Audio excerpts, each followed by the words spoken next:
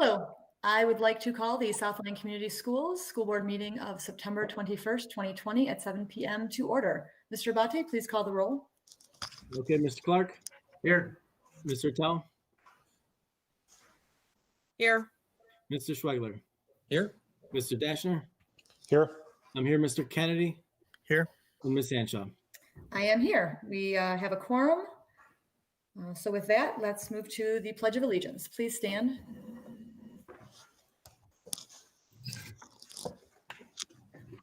I pledge allegiance to the flag of of the the United States of America, The United States To of the America. republic for which it The stands, Republic, one one nation, nation, under God, under God, one nation, indivisible, under God, with with liberty and justice for all. liberty, and justice for all. All right. So tonight we have a little bit of a slight change to the agenda. We are going to go on to item 3, which is our 2019-2020 Teacher of the Year presentations. Because of the end of the last school year was cut a little short, we are going to honor them tonight. So I think Mr. Archibald is going to start that process. I am. Good evening, everyone. Thank you, President Hanshaw. Again, under the title of perhaps Never Too Late, we are recognizing our 2019-2020 Teachers of the Year at tonight's meeting. As you all know, and as I am fastly coming to learn, we have many, many outstanding teachers in our district. And we are pleased to have the opportunity tonight to acknowledge 3 of them who have been selected by a district committee as the 2019-2020 Teachers of the Year. I will, if I may now, we'll have each principal talk about each one, and then those individuals will comment. And if I'd like to then just introduce our principal from Hardy Elementary School, Emily Testani, to speak on behalf of our Elementary Teacher of the Year honoree, Nancy Weiss. Emily, are you with us? There you are. Good evening, everyone. Thank you for having us. My name is Emily Testani, and I'm the principal of Hardy Elementary, as Mr. Archibald just shared. I want to thank you for this opportunity to celebrate our Elementary Teacher of the Year, Nancy Weiss. Mrs. Weiss is currently a cognitively impaired self-contained teacher at Hardy Elementary. Over the past 22 years, she has been part of the Southland Community Schools team as a teacher of students with cognitive impairments. Mrs. Weiss's work with students, staff, and the district is exceptional in so many ways, and I'm honored to be able to share some of those things with you this evening. Mrs. Weiss goes above and beyond to connect with students, which in turn help her to engage every learner at every level. Her classroom is a calm, structured learning environment where all students succeed. She teaches routines and procedures and holds all students to high expectations, while providing scaffolding needed to help them reach their goals. Mrs. Weiss's expertise in working with students is insurmountable. She is able to implement and align curriculum so that it is best matched to students' abilities, while continually individualizing learning in the classroom. Mrs. Weiss builds strong relationships with families and colleagues as well. Families find her work innovative and collaborative while always keeping her students' needs and their greatest potential in mind. As a parent shared with me, she never gives up and is always willing to try new things. Additionally, Mrs. Weiss is sought out by her colleagues district-wide for her expertise and advice. She has mentored 15 student teachers throughout her career. When working with these new teachers, she serves as an incredible coach that shares both content knowledge and teaching expertise. As a colleague shared with me, she is approachable and always willing to lend a helping hand or listening ear. She consistently thinks outside the box and stretches the parameters of possibilities that might encourage students to thrive and succeed. Even after 25 years in education, Nancy walks into school each day fresh, positive, and willing to do whatever is best for students. It is an understatement to say that we are grateful for her service and dedication as a Southline teacher. Said best by a colleague, Nancy is truly a precious gem in the field of education and is deserving of being honored as Teacher of the Year. Nancy, we're so proud to call you a Hardy Husky and so thankful you are part of our team. Thank you for all you do, and congratulations on this well-deserved honor.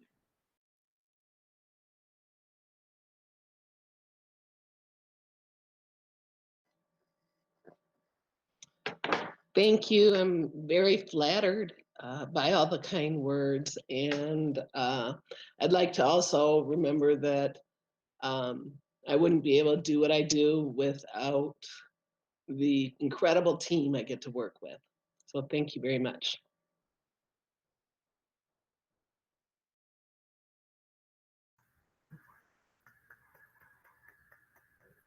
Nancy, you're getting a virtual applause. Congratulations. And like a very humble honoree, quickly cast the light off yourself and onto to your team. So we're very proud to have you with us in South Lyon. So next, I'd like to introduce the Centennial Middle School Principal, Brian Toth, who will speak on behalf of our middle school honoree, Emily Paris. Good evening, and thank you for the opportunity to be here this evening. First, just a quick shout out to all of the amazing South Lyon Community Schools teachers and students for a great start to the year. Keep up the hard work, and thank you all for everything that you've done to make the beginning of the year successful. Speaking of amazing teachers, it is a pleasure to recognize Emily Paris as the 2019-20 South Lyon Community Schools Middle School Teacher of the Year. Emily started teaching elementary students in the musky-laden areas of Wisconsin before moving to Michigan and Centennial in 2015. It has been a pleasure working with Emily since she has arrived. She works in various roles in our building. She's a special education math co-teacher. She's also a volleyball coach, one of our teacher consultants, a powder puff coach, and a member of our Web Where Everyone Belongs team. It is also worth noting that Emily plays in all of our student versus staff contests and has some serious skills. As a co-teacher, Emily is highly sought after by other staff members who want to work with her. In her role as a teacher consultant, Emily brings a calm, caring demeanor to each meeting and make sure families and staff know how to best serve our students. One of the many distinguishable qualities you'll notice about Emily, as you may have noticed already, is that she is always smiling. When you work with kids, just having a smile can make all the difference in the world. Here are some of the words from colleagues, parents, and students that show what Emily brings to our students on a daily basis. From two of her colleagues, students often indicate her as a teacher who they trust and tell us that they know she cares. Students have expressed to each of us that Ms. Paris is the type of teacher every student deserves to have. She is innovative, enthusiastic, challenging, and motivating. Ms. Paris truly takes an interest in every student. From one of her students, Ms. Paris is the highlight of my day. She always puts me in a good mood, even when I'm not in a good mood. And from one of her parents, how do you put into words a teacher that goes over and above to make sure her students are taken care of and doing their best? She is more than a teacher to my daughter. She is a role model who has taught her how to be a better student. She is teaching her lessons that will be used throughout her school career as well as in her life. Emily, congratulations on this very well-deserved honor, and please continue to do all the awesome things that you do on a daily basis. Thank you so much for your kind words, Mr. Toth. It means so much to me to receive this award, especially knowing that there are so many people in our district that are also deserving of it. I am truly blessed and lucky to work with such amazing coworkers and administrators and parents. And it was an honor just to be thought of and nominated for this award, let alone to receive it. It truly does mean the world to me. So thank you so much for that. I'm so grateful.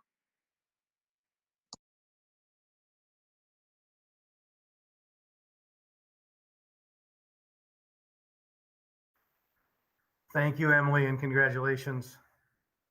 And lastly, I'd like to introduce South Lyon East Principal Karen Fisher, who will speak on behalf of the high school honoree, Matt Smith.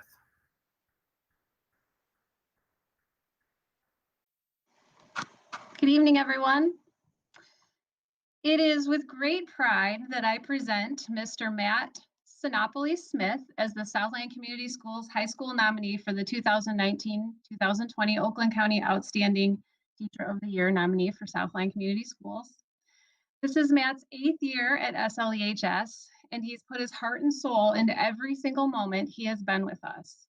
Currently, Matt teaches our concert and symphonic band classes, as well as our piano lab class. He's also our marching band director and holds the honor of qualifying for state finals for the very first year our band competed and the Michigan Competing Band Association, and every year thereafter.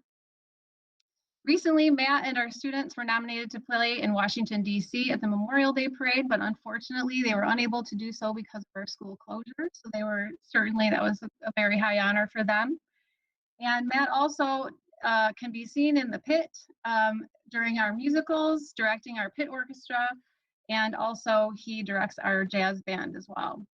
When I first came to East and met Matt, I was immediately impressed by his enthusiasm for teaching and his devotion to the South Lyon East community.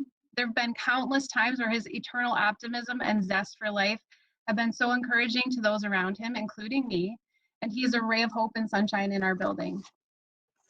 Matt truly embodies servant leadership as an instructor and instills that in his students by providing opportunities for them to lead others and hold themselves accountable for something larger than themselves. This is an important life skill for the students that we serve, and we're fortunate to have a dedicated individual like Matt who recognizes and values this. As a staff member, Matt is a champion for East and exemplifies what it means to be East every single day. This is evident in some comments from those he has impacted. From a parent. As a band parent, I have been able to observe the relationship between Matt and his students. He's created an atmosphere of acceptance and support in his program. He gets to know his students individually and personally and encourages students to be themselves and be kind to others. Matt continues to educate students after the final bell. In the fall, marching band members rehearse the competition show he creates, and he remains with them through every home football game. Shortly after marching season, he gets students practicing for solo and ensemble, so everyone gets a chance to be involved and challenge themselves.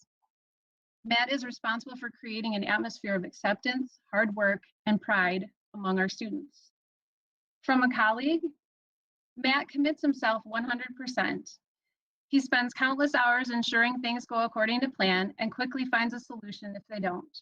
He actively praises and publicly supports teachers' efforts and achievements, and he contributes positive, constructive, and helpful ideas during staff meetings and constantly seeks out ideas to help us improve. Matt's dedication to his students' well-being and their success is the greatest marker of his effectiveness as an educator. At East, we frequently refer to what it means to be East to emphasize the qualities we strive for as learners, citizens, and human beings.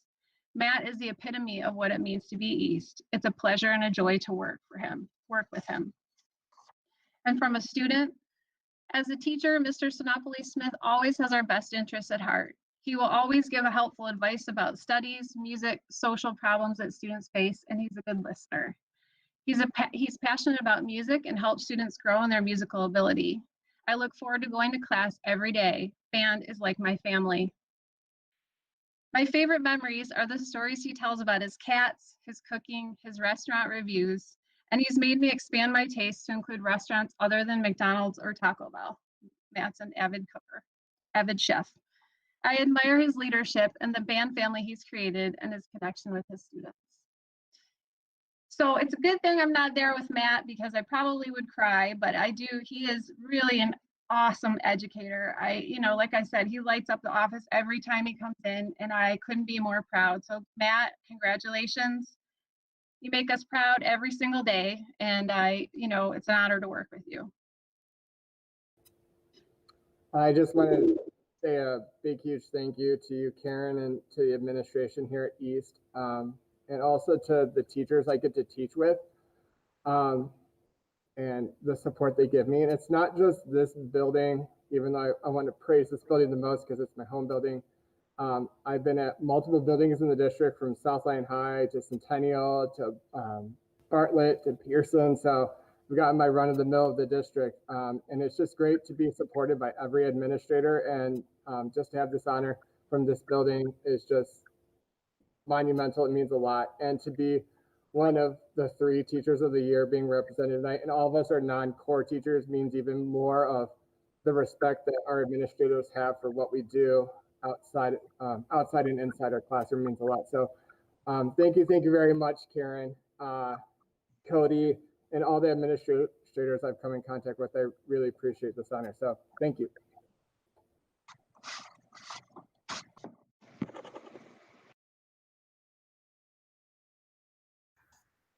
Congratulations again, and thank you, Karen, to Nancy, to Emily, and to Matt. Just jotting down some notes in those comments, and if you heard, there were some common themes with all three of them, and that they go above and beyond every day, that they help students and work tirelessly to help students reach their potential, and that each of them is well respected and thought of by their peers. And certainly very fortunate to have all three of them with South Lyon, and very fine representatives of the many wonderful teachers that we have here in the district. For each of them, I do have a lovely award that is currently on the corner of my desk, and I will go above and beyond over the course of the next couple of days to get it out to you in person so that you may display it proudly in your home or office. So again, to Nancy, Emily, and Matt, congratulations. And President Henshaw, I don't know if this time if the board has any comments or if we move on. Yeah, I mean, I was just going to, on behalf of the board, or maybe the board member wants to speak. Looks like Craig might want to speak. You want to go ahead, Craig? I was just going to say congratulations to all of them. We appreciate the hard work, and it's great that you get noticed. Yeah. So I wanted to reiterate that is that congratulations to three great teachers. I don't know all of them very well, but I do know Miss Weiss, and she definitely goes above and beyond, and it's very clear that they all do. So congratulations to all of them, and especially in the current setting, I'm sure that they are, as usual, going above and beyond, and we definitely appreciate it. All right. Thank you. Yep. Okay, with that, we will move on to item number 4, public comment. Just a quick reminder of the updates to our public comment policy that we're following. Going forward, we will not accept any anonymous or fake names, and we will be requiring first and last names when you submit. If you didn't tonight, that's okay, but going forward, we are going to require first and last names. We are setting a 3-minute speaking minimum, and basically your phone will just get muted if you go over the 3 minutes, and a 500-character written maximum for our written comments. So with that, we will begin. First up is Mr. Jackson, and he states, I'm struggling with the 180 taken on the elementary school reopen plan. It feels like the board is bowing to pressure instead of focusing on safety. Such a drastic change requires an understanding on how you plan to keep staff and kids safe. You can't meet in person, but the kids can go back almost full time. That doesn't track. We chose hybrid because of the 25% plan, but only 2 weeks in and you switch to an 80% in-person plan. There's still a pandemic and we are still in stage 4. Please vote no. Next up is Mr. Evan Regal. And he states, communication from the district or lack thereof must improve. For example, the 917 email states in quotes, all elementary students will return to a hybrid model of in-person instruction, end quote. For VLP parents, this was a shock. However, buried in the note in an attachment to that email is a statement stating VLP remains unchanged. We understand the start of the school year was very difficult and unusual. Correct, clear, concise, and consistent communication would reduce the rumors and distrust. Next is Paul Walters. I would like to know when the plan will be for my secondary age kids. Would like to know what the plan will be for my secondary age kids when they aren't in the classroom. I am concerned how a teacher is supposed to teach them in person 1 day a week. How will they be learning the other 4 days? Will the teacher be also teaching remotely, or would he or she be giving them work to do for their entire time they are at home? As a parent, I need to know what it will look like so I can make an informed decision. Next up is Stavros Bezos.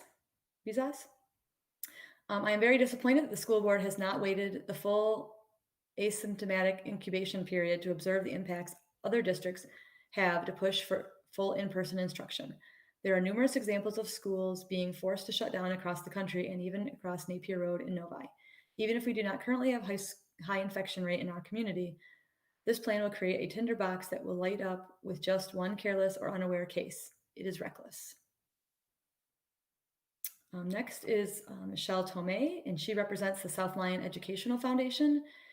And she states that the Southline Educational Foundation would like to recognize the generous donation of $1,000 by each of the following businesses and community members: Vibe Credit Union, retired Southline Community Schools educator Sandra Stewart, Frederick and Kathleen Strickland.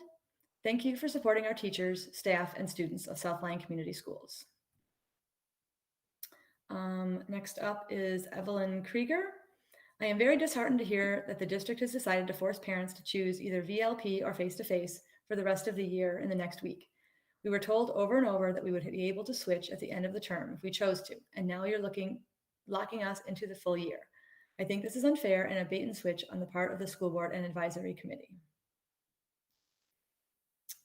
Janet Hamilton states, I ask you to please vote to move forward with a proposed plan to send students back to school for 4 full days.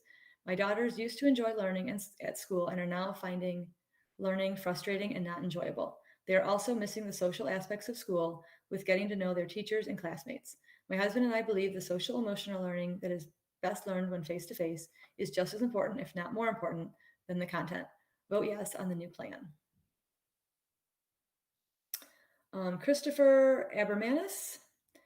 At a previous meeting, you discussed that having 100% of students does not allow for 6 feet of distance between students in the classroom. My daughter has 28 students in her class. How much distance can I expect her to have if the class remains at 28? How will instruction time be impacted when her teacher has to clean 28 workspaces as opposed to 14 workspaces? Will there be a cap put in place as to how many students will be in a classroom? Nicole Lynn states, if 100% of students are back, will kids have 6 feet of distance between them when they eat breakfast, snack, and lunch? Will elementary classrooms continue to be cleaned by custodial staff every other night, or will they be cleaned every day? PJ Sedgwick, can we accelerate the secondary schools return to face-to-face? If not, why? What can be done to resolve the issue? I do truly appreciate the work on getting the elementary school kids back. Thank you for listening. Thank you. Kathy states, I agree with the secondary return in October. It's what we were promised. I strongly disagree with elementary returning 4 days at 100%. This will not allow social distancing, and we were told no 100% until phase 5. I want in person, but don't want to be rushed to risk students, teachers getting sick, or us right back to FT remote learning. Please vote all schools to return back at 25 or 50% because it will offer distancing. We have now seen from other schools that elementary students are test positive for COVID. Next up is Karen Mikola, who's a high school parent, and she was planning on calling in. Miss Mikola, are you on the line? Yeah, can you hear me? Yes, go right ahead. Okay, hi, thanks. I just wanted to second the award for Mr. Matt Smith from Southline East. My high school student is actually with him right now practicing marching band. He's an awesome instructor, so wanted to add that in. I do have a few questions as a high school parent. I've called in before, and these are my lingering questions as we go forward. First one is, I recognize that there will be classes that are higher and lower than a target of 50% as we go back at the secondary level. Is the building administration, with teacher involvement, reviewing their largest class section for each classroom and making any possible changes to individual seating or switching a room for a section where the proximity of students is close? And I understand we were told that 6 feet will not be maintained even at a 50% level, somewhere around 40% in order to get the 6 feet. So I'm not expecting perfection, but I was hoping that at least the building administration would buy into the seating arrangement for the highest capacity, or for the highest volume classroom, or the most students per class. My second question is, will there be a minimum standard for masks? And I have seen the handbook supplement that was put out. There's nothing specific in there, and it does leave you guys some wiggle room to make requirements, but my concerns are, as been going into Kroger and everything, is that the mask covers the nose and the mouth, no mesh, no bandanas, no neck gaiters, and no valve mask. And those last ones are actually specifically mentioned on the CDC website, along with no face shields only. As we enter the drier winter months, we're going to run into a higher risk of transmission and the choice of mask becomes more critical to both the wearer and the other students and staff. My third question is, can the district provide a clear roadmap, including phone numbers, as to the steps that we as parents are going to have to take when our child is sick or when our child gets wrapped up in isolation or when they get caught up because they sat next to somebody who happens to be a positive case. Things like phone numbers, the steps we're supposed to take, how long the kids have to stay out, and stuff like that. And my last question is regarding the agenda enclosure number 7, the extended learning plan for the secondary remote start states that when students are unable to attend synchronous instruction, lessons will be recorded and posted for students to view asynchronously. I'd like that statement explained. Does that mean that the teacher's lessons are being recorded for students to request or view should they get caught up in quarantining once in-person learning starts? We've noticed that there are some recordings in the Google Classroom, but it's not consistent for each teacher. So I'm just looking for an explanation on that statement. And then how will the students stay current on their coursework and lectures if they are forced to stay home? Because that's quite a bit of material to be missing. Will they participate in the other cohort lessons on the alternative days? And my final comment is just thanks for putting in the effort to try to make this work and making changes as we go. And you can see other districts have had to do that already. If you look at like the Alma Elementary School, where they switched from no mask to mask on the K through 5 because of their caseload jumped substantially, and they've been closed for 2 weeks. So I appreciate you trying to be flexible on this. Thank you. Bye. Thank you. All right. Next up is John Martika. Board, please support getting our students back into the classroom as soon as possible. Data from around the world supports that it is safe. Thank you.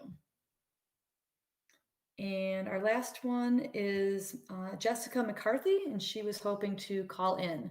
Are you on the line, Ms. McCarthy? Hi, yes, can you hear me? Yes, go right ahead. Okay, thank you for having me.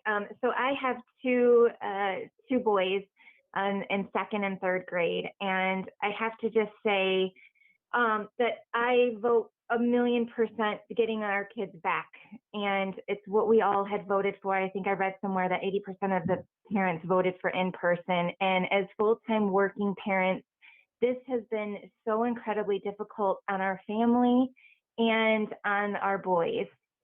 When we shut down in March, you know, we took every precaution we could, and the fact that it's continuing on even until now and it's too much. The kids have been away from school for too much. This is detrimental to their learning.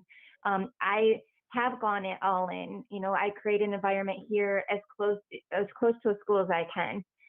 We have the internet, we have computers, we have bulletin boards. I'm pulling my hair out. I'm trying everything I can. It's too stressful. There's frustrations, there's tears, there's stress. There's no way we can teach our kids like this, that they need to be in a school where there's resources, there's teachers, there's classroom settings. I mean, this is what our kids and our future need. You know, there have been instructional issues, there's internet issues, they're logging off. I mean, tears every day. It's just, I just can't vote enough. And, you know, the numbers for the exposure and the death rates just aren't there. And for us to continue to take all of these reactions and precautions, this doesn't match up to what's going on around us. We need to have normalcy for our kids. We can't continue on. We need to bring everybody back together. I mean, all of the other industries are back. I mean, we all go to the grocery stores. We're going to work. I mean, why can't that be the same for the school districts as well? I have 100% faith that South Lyon and the board and the districts will put into place the measures and the safety that is needed. And we'll continue to work along with exposures or potential risks. I have full faith that you guys will do that. But please, please, from the bottom of my heart, I can't tell you, for me and my family, my friends, others that are feeling the same way, for working parents and for the children, this is just too much. And please let them go back to school, please. Thank you for your time. Thank you. All right, with that, we will move on to our action items. So item number 5 is approval of agenda. I'll move to approve the agenda as presented this evening. Support. Moved by Mr. Clark, supported by Mr. Schwegler. Questions or comments? All right, Mr. Abate, please call the roll. Okay, Ms. Hanshaw, Yes. Mr. Kennedy. Yes. I vote yes, Mr. Dashner. Yes. Mr. Schwegler, Yes. Mr. Tell, Yes. and Mr. Clark. Yes. Motion passes 7-0. Item number 6, approval of minutes. I'll move to approve the minutes of the regular meeting, August 17th, 2020. Support by Clark. Moved by Mr. Kennedy, supported by Clark. Questions, comments about the minutes? Okay, Mr. Abate, please call the roll. Okay, Mr. Dashner. Yes. I vote yes, Mr. Kennedy. Yes. Ms. Hanshaw, Yes. Mr. Clark, Yes. Mr. Tell, Yes. and Mr. Schwegler. Yes. Motion passes 7-0. Item number 7, approval of bills. I'll move to approve the August 2020 prepaids, the September 2020 AP bill run, the September 2020 bond bills, the August 2020 wires and ACH transactions, and the August 2020 cash receipts report. Do we have support? I'll support. Okay, moved by Mr. Dashner, supported by Mr. Kennedy. Any questions or comments on the bills? All right, Mr. Abate, please call the roll. Okay, Mr. Clark, Yes. Mrs. Tell, Yes. Mr. Schwegler, Yes. Mr. Dashner. Yes. I vote yes, Mr. Kennedy, I vote yes. and Ms. Hanshaw. Yes. Motion passes 7-0. Item number 8, teacher recommendations for hire. Yes, I'll take this one. Resignations and retirements require the hiring of the staff listed below for the 2021 school year. In addition to welcoming them, to the district, would recommend the approval of the hiring of these educators as described. I'll move to approve the hiring of the educators as described. And I'll Support. Ooh, lots of support. I think Mr. Kennedy got it. So moved by Mr. Abate, supported by Mr. Kennedy. Any questions or comments? Welcome to the district.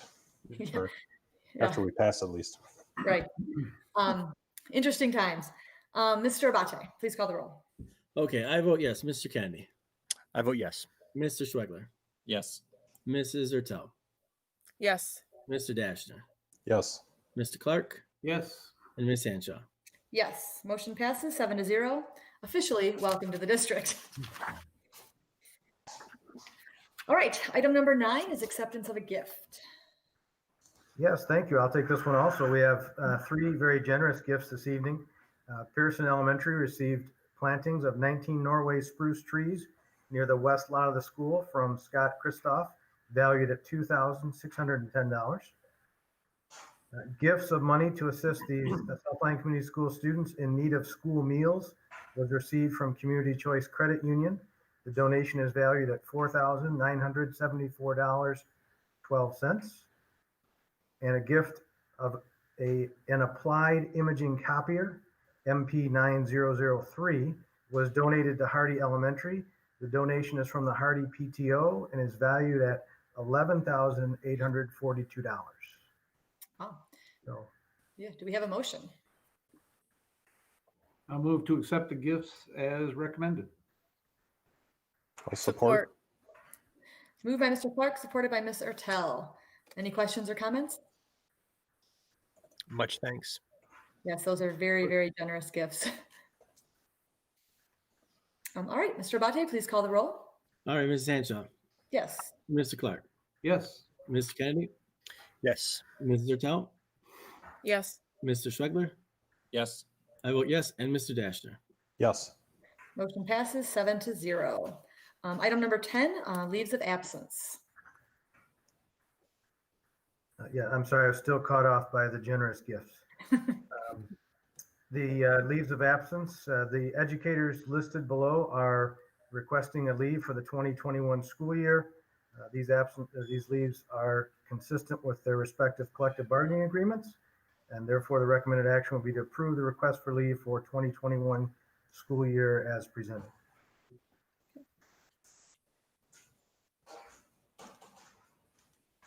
I will move to approve the requests for leave of absence for the 2021 school year for the 3 educators listed.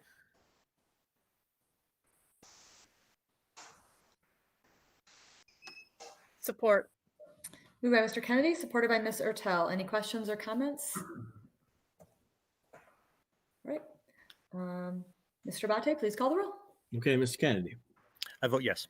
Ms. Ertel, Yes. Ms. Hanshaw, Yes. Mr. Clark. Yes.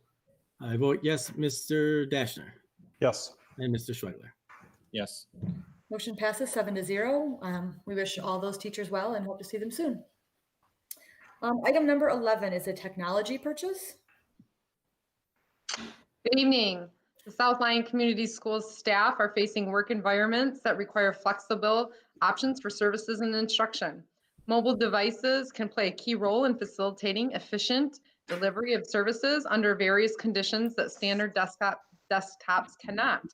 The mobile nature of laptops will enable the staff members to utilize and move their digital connectivity platform to alternative locations with a minimum of effort, whether that is from classroom to classroom, building to building, or district facility to remote location. The staff member will have a device that is ready to provide their services to the learning community. Therefore, we propose to begin the project of replacing the staff desktop workstations with a mobile laptop solution. Current desktops will be used to replace workstations that are due for replacement in 2021-22 school year.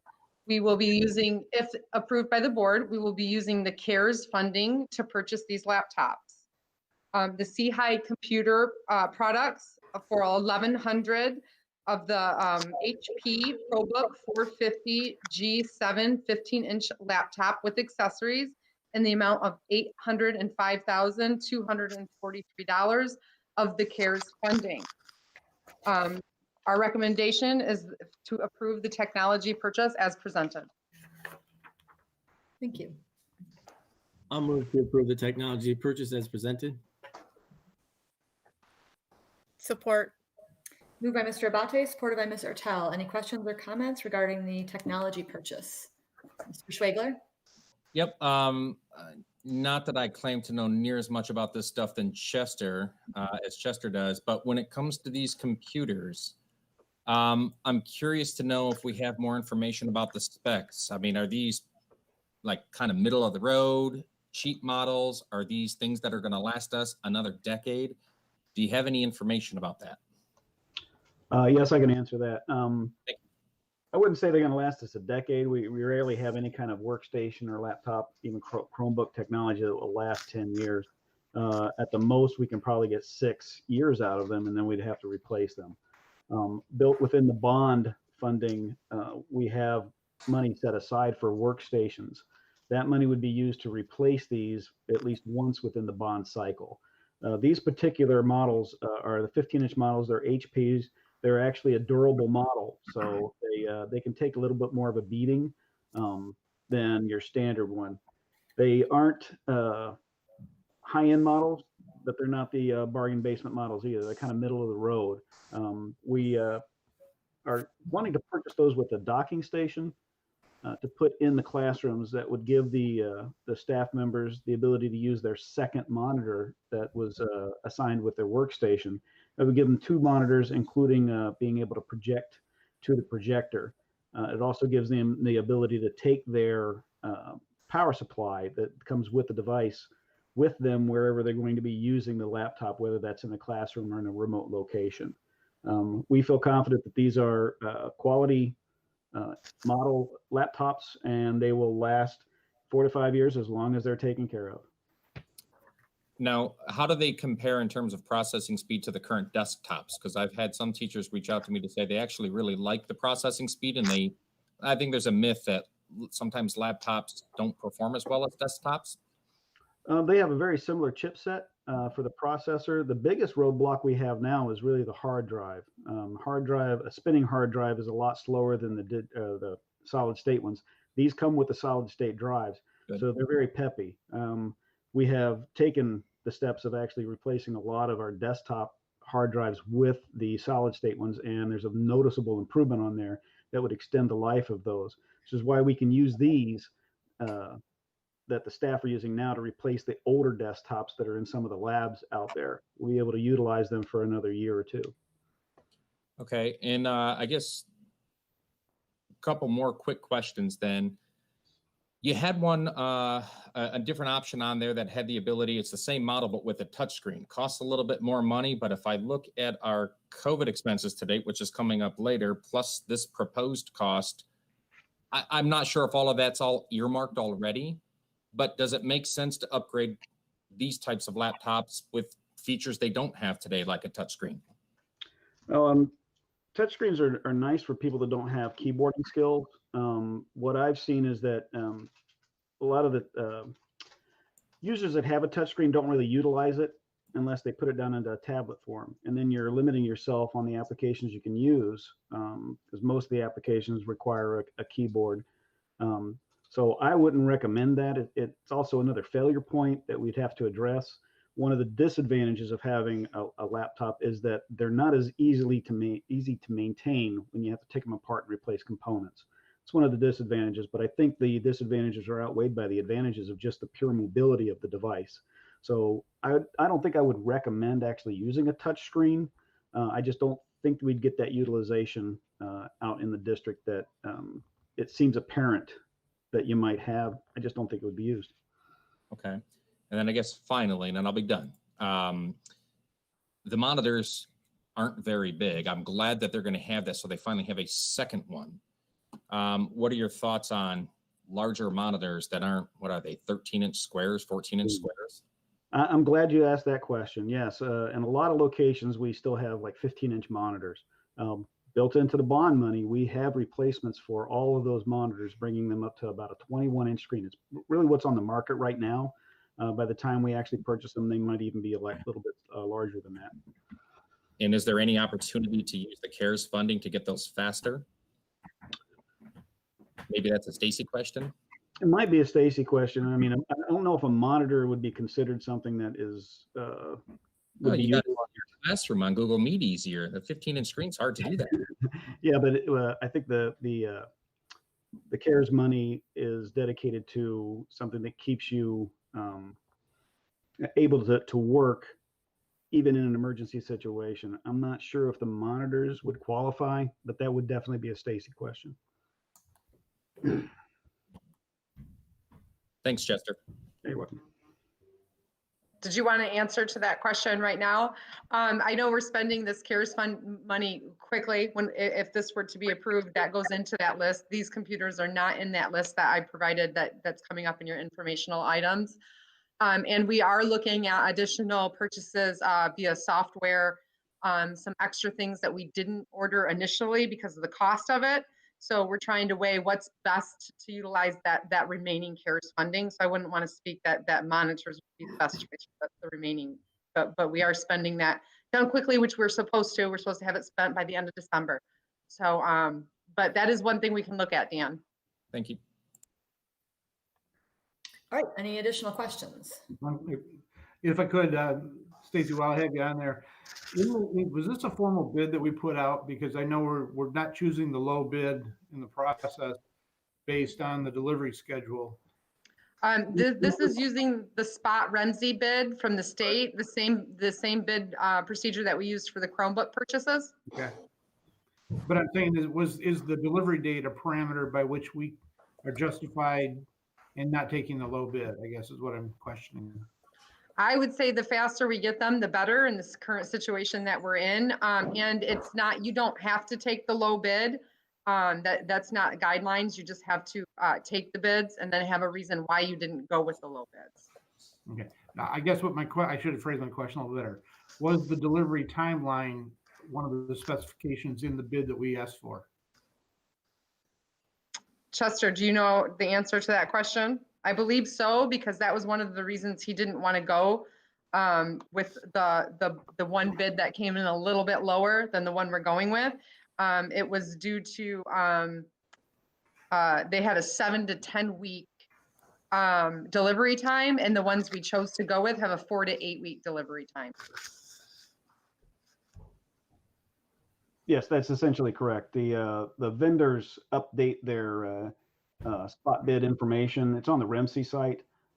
It's not one of the criteria that I think Spot uses to ask for bids, but because that's one of the things we're looking for is a quicker delivery, we wanted to go with the one that had the shortest time frame.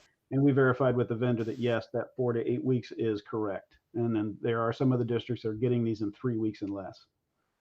Okay, I just wanted to verify that we're on good legal footing to not take the low bid. Yeah, yes, Randy, we are on good legal footing to not take that lower bid. All right, thank you.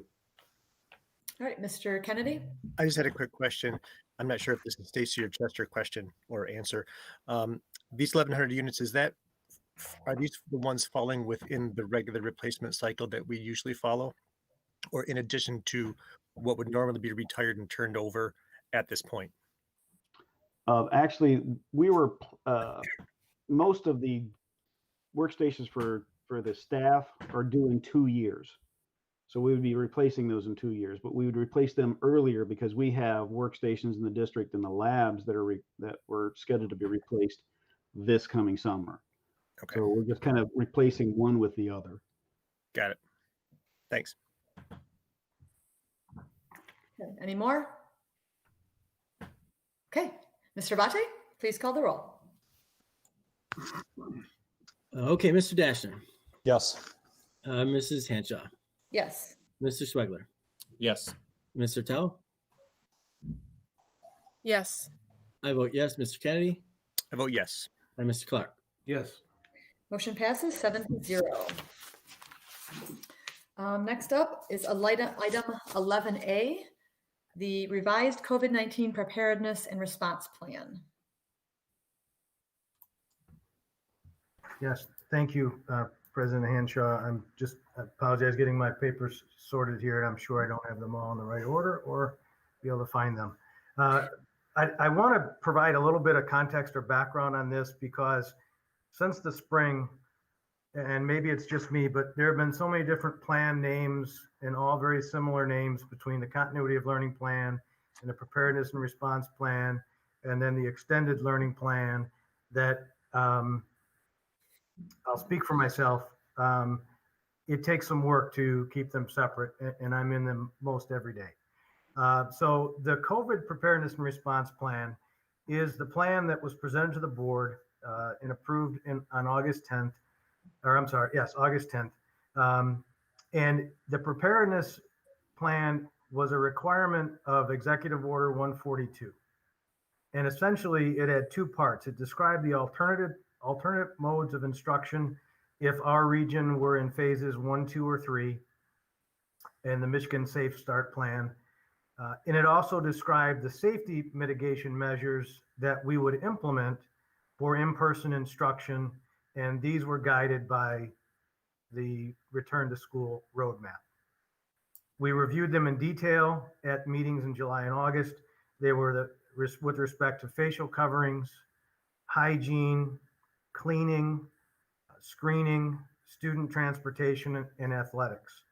And the reason I share this is because some folks, when I put out that communication last week about the extended COVID-19 learning plan, I didn't reference any of these things. These are two totally distinct plans. So still following the school roadmap with regard to all of those things. Those are the things that we will continue to train and teach our students on and our staff when they come back to in-person. Specific procedures with respect to arrival and dismissal, recess, lunch, how to handle students who become ill at school, and passing time at the secondary level. These are items that are not specifically in the preparedness plan, but things that we will develop processes for.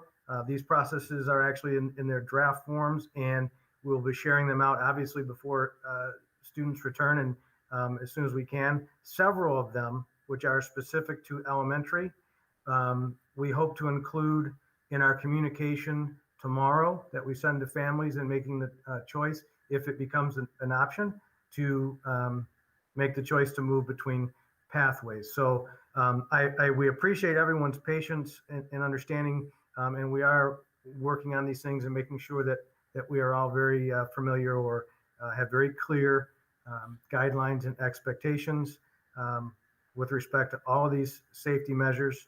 And again, we have to understand that in any plan, there is an inherent risk, but we will follow these to the greatest degree we can to help mitigate those risks and work to keep students or staff and ourselves safe.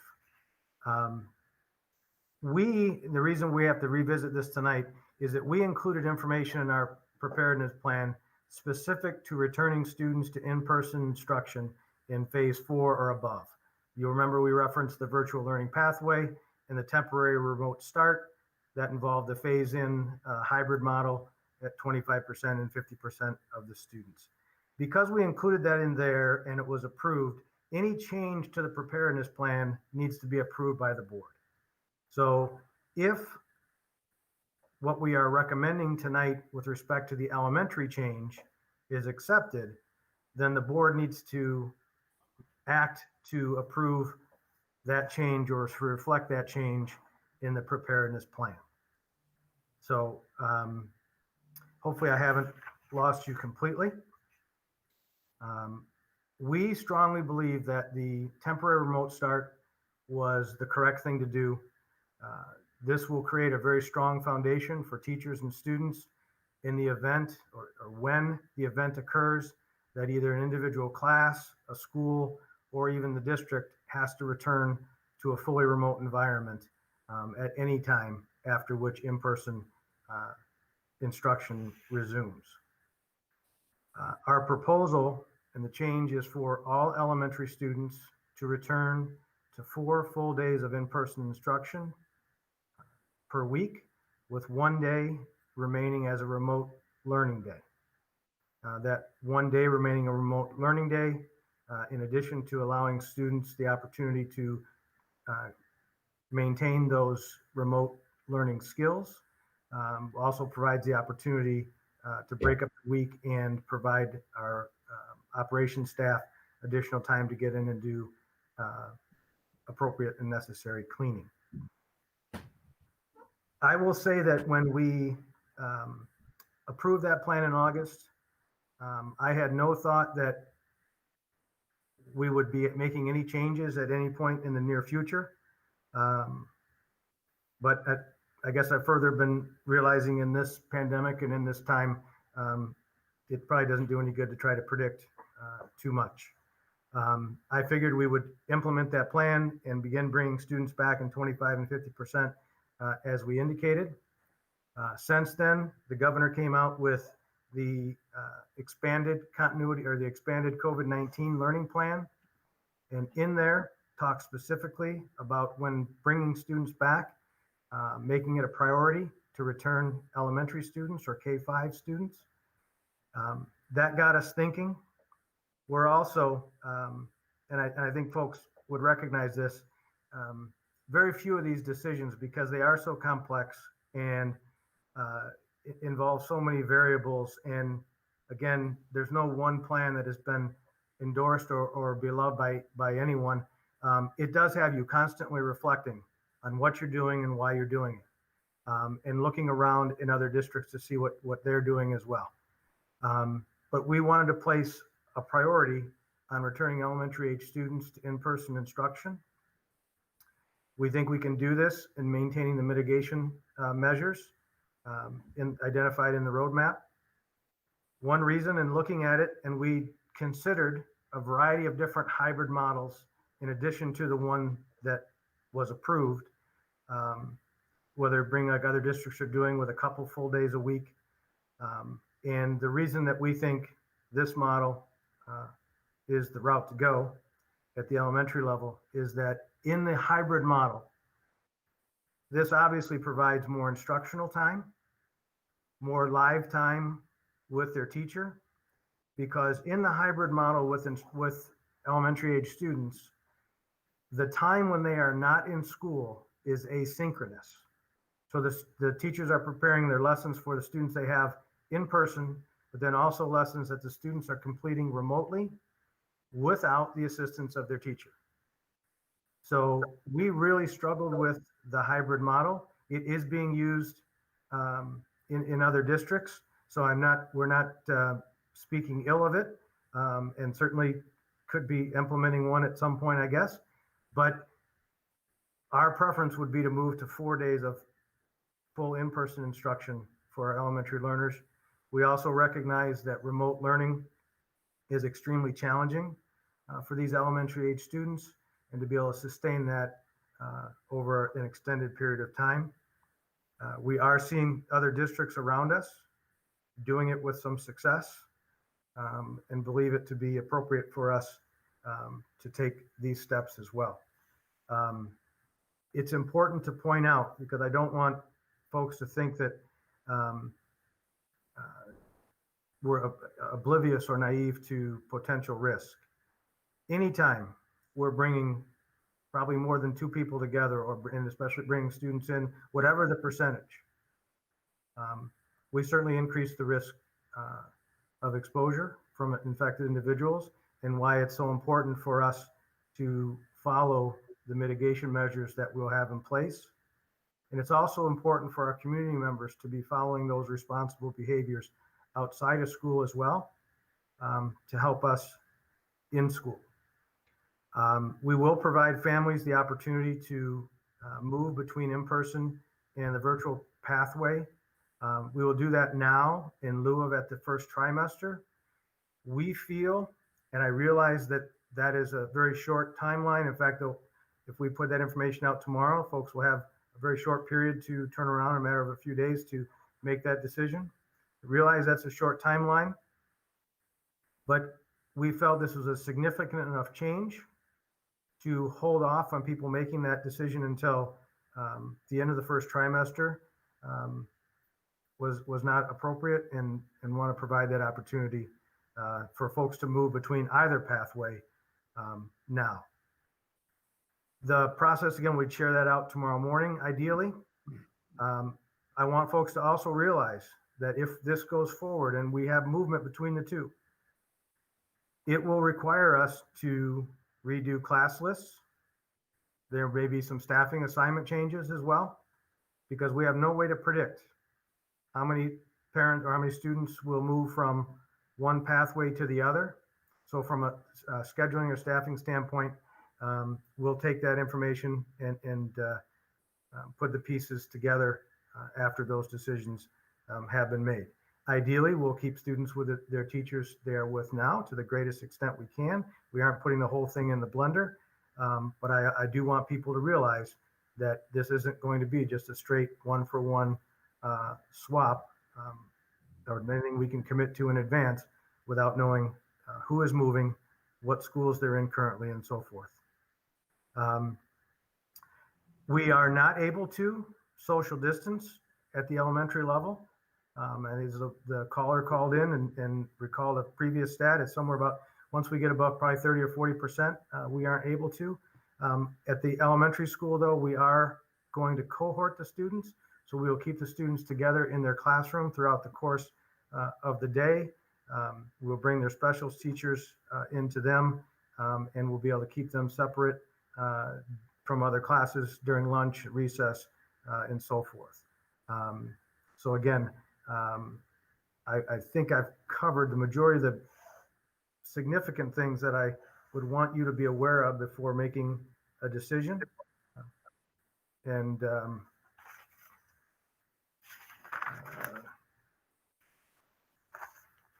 I will, but let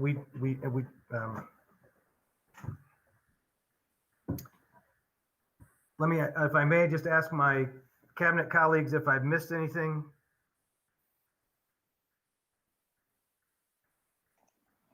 You did not miss anything, Steve.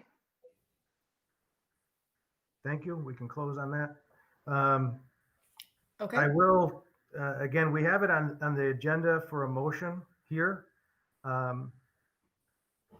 Whether we want to go through the presentation, you probably won't hear a great deal much different with respect to the elementary change and come back to vote. You may have questions now, which we can open up to cabinet. It's a little unorthodox, so I'll leave it to you and how you'd like to proceed. Okay, do we have a motion to approve the revised COVID-19 preparedness and response plan as indicated at this time? Do you want to allow questions first on this one, or do you want to go right to a motion? Do we, Because don't we haven't seen the presentation yet, so. right, yeah, I know. So what we can we maybe, do you want to have a motion to move the vote until after the presentation? Because that would be now in the information area of the meeting. Yeah, I'll make that motion so that we have the opportunity to ask questions now and then after the presentation prior to the vote. Okay, so we have a motion to move the vote on this to follow the item 12A presentation of the learning plan by Mr. Clark. Do we have support? I'll second. Okay, so supported by Mr. Abate. Any questions or comments regarding the move of the vote? Okay, Mr. Abate, please call the roll. Okay, Mr. Clark. Yes. Mr. Tell. Yes. Mr. Schwegler. Yes. Mr. Dashner. Yes. I vote yes, Mr. Kennedy. Yes. And Ms. Sancho. Yeah, motion passes 7-0. So we will do the vote officially after item 12, letter A of the learning plan. Before we go on, do we have any questions regarding what Mr. Archibald has already said? Yeah, if I could just real quick, and I'm not sure how much is going to be covered, Mr. Archibald, in the presentation, but I know some of the concerns I've received from parents is regarding the PPE requirements, both for the students and the teachers in the elementary as we accelerate to a start on the 12th. Could you just quickly outline that? Do the kids have to wear masks? Do the teachers have to wear masks? How's that going to work? Yes, as in the preparedness plan, all students and staff will be required to wear a mask. Students are required to wear a mask also on the bus. Students will not be required to wear a mask while at lunch, obviously, while they're eating, nor while they're at recess. And if possible, we're looking at trying to schedule in some ways to do mask breaks, if you will, at the elementary level throughout the day. Okay, so when the kids are at their desks, they are going to be required to wear their mask. And then my other concern is, are the kids going to be able to hear the teachers if they're behind a mask or a shield? And have we experimented with that? Is it going to work? What do you anticipate here? What I'm going to anticipate is that it will certainly pose some challenge, as it's not as easy as if we aren't using a mask. But I would anticipate that our teachers will be able to communicate effectively as we will all learn to adapt and to adjust. And it may mean I've got to move around a little more in proximity to be around the students, as opposed to doing some things from the front and wanting someone from the back to hear. But I would anticipate we'd be able to adjust. And with respect to the teachers, we have no choice but for them to wear the mask. So I think we'll be able to adjust to it just fine. Mr. Dashner? Yeah, so Mr. Archibald, I assume you're tied into the neighboring school districts a lot better than I am. Has there been any elementary closures due to COVID in the schools, in our general vicinity, including the Livingston County schools that you're aware of? Because it seems like the ones I hear about are all high school, but I don't know if I'm hearing of all of them or not. The only one I'm aware of, Mr. Dashner, is an elementary school that was closed, and that was actually a staff-related issue prior to students ever even showing up on campus. I think it was related to their professional development day, and they made a decision at that point to close the elementary school. I'm not aware of any others in our immediate area that have had to close elementary schools for COVID related reasons. Thank you.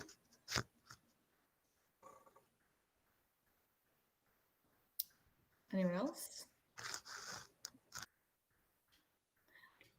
I did have one. Oh, go ahead, Mr. Clark.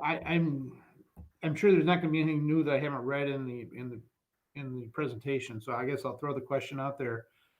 Is there a particular reason that, and I want to recognize and acknowledge that the administration has looked at how important it is for us to get these elementary kids back into the classrooms. I think that we've all received so much communication from the parents on the struggles that these families are having.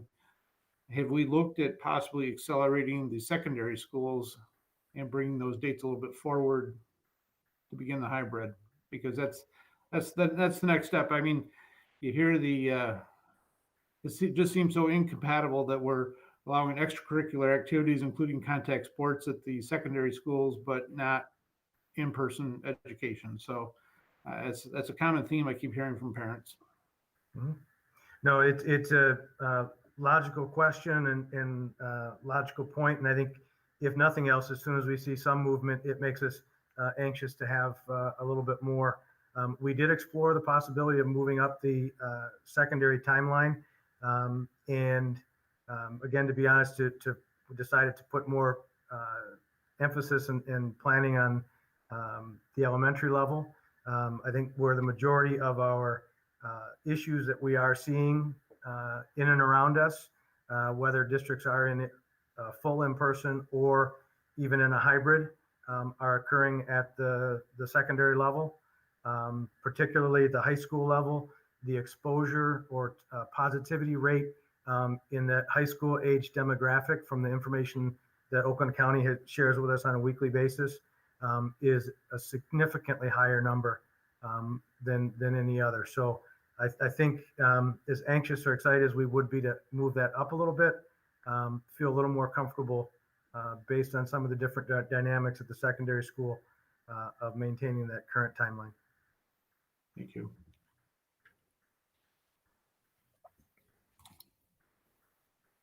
Okay. And I did read somewhere, Mr. Archibald, that we updated our filters. Is that do you know if that was in all of the school buildings?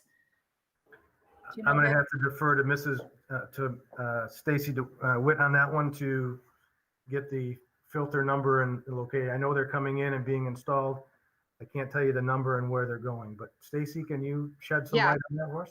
Yes, we have upgraded all of our older HVAC systems that we used to use the MARV 11 filters with. We've upgraded them to the MARV 13 filters that are recommended by the state for this pandemic. The only buildings that we did not upgrade those filters already have more updated current HVAC systems that have an airflow and a circulation bringing air from the outside in. So those were the only ones that we didn't have to replace upgrade those filters to MARV 13s because the HVAC system is already a newer model that circulates that air at a better flow and is rated high enough per the state. Okay, great. Yeah, I know. I looked it up on the National Air Filter Association. The MARV 13 is the highest you can put in a building. So I'm glad we were able to do that and have the equal systems at all the schools. So definitely the safest airflow for the students and the teachers. Okay. Any other questions before we move on to item 12? Okay. With that, we move on to item 12, which is administration. And first up is the South Lyon Community Schools Extended COVID-19 Learning Plan. Ms. Goudwa. And actually, Mr. Archibald is going to kick us off with this part, and then I'll take over partway through. Okay, Mr. Archibald. Thank you. Next slide, please, Chester. Again, tonight we'll cover some of the main components of this plan. On August 20, Governor Whitmer signed into law Public Acts 147, 148, and 149. These are the so-called return to learn legislation. And as part of this recently adopted legislation, districts are required to develop the extended COVID-19 learning plan. This plan, as I stated earlier, but worth stating again, is different than the preparedness readiness plan that was required under Executive Order 142.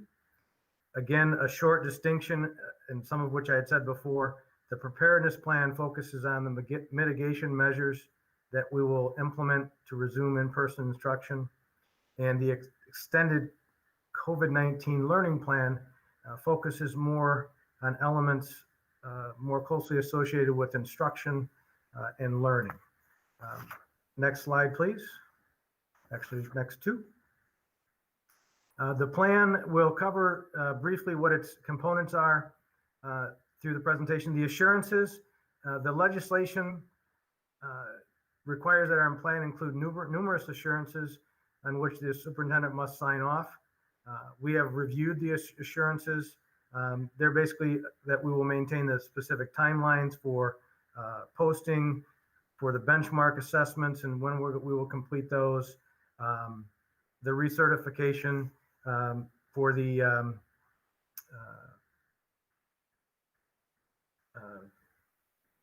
mode portion of it, and again, the equal access and so forth. So all those assurances, which the board had an opportunity to review, the plan was shared with you on Thursday night, and that I will give our assurance and confirmation that we were committed to abide by those assurances. The educational goals, again, this was part of the new legislation.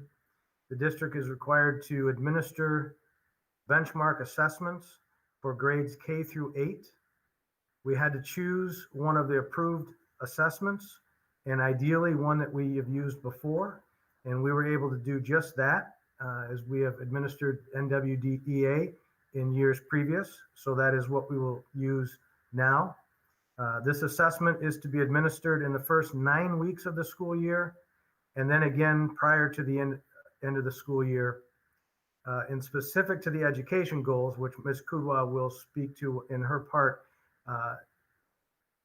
the district was required to identify goals in relation to what students are expected to learn as demonstrated on the benchmark assessments. So that's why I share that part about the benchmark assessment, as it's a requirement of the legislation and tied to those educational goals.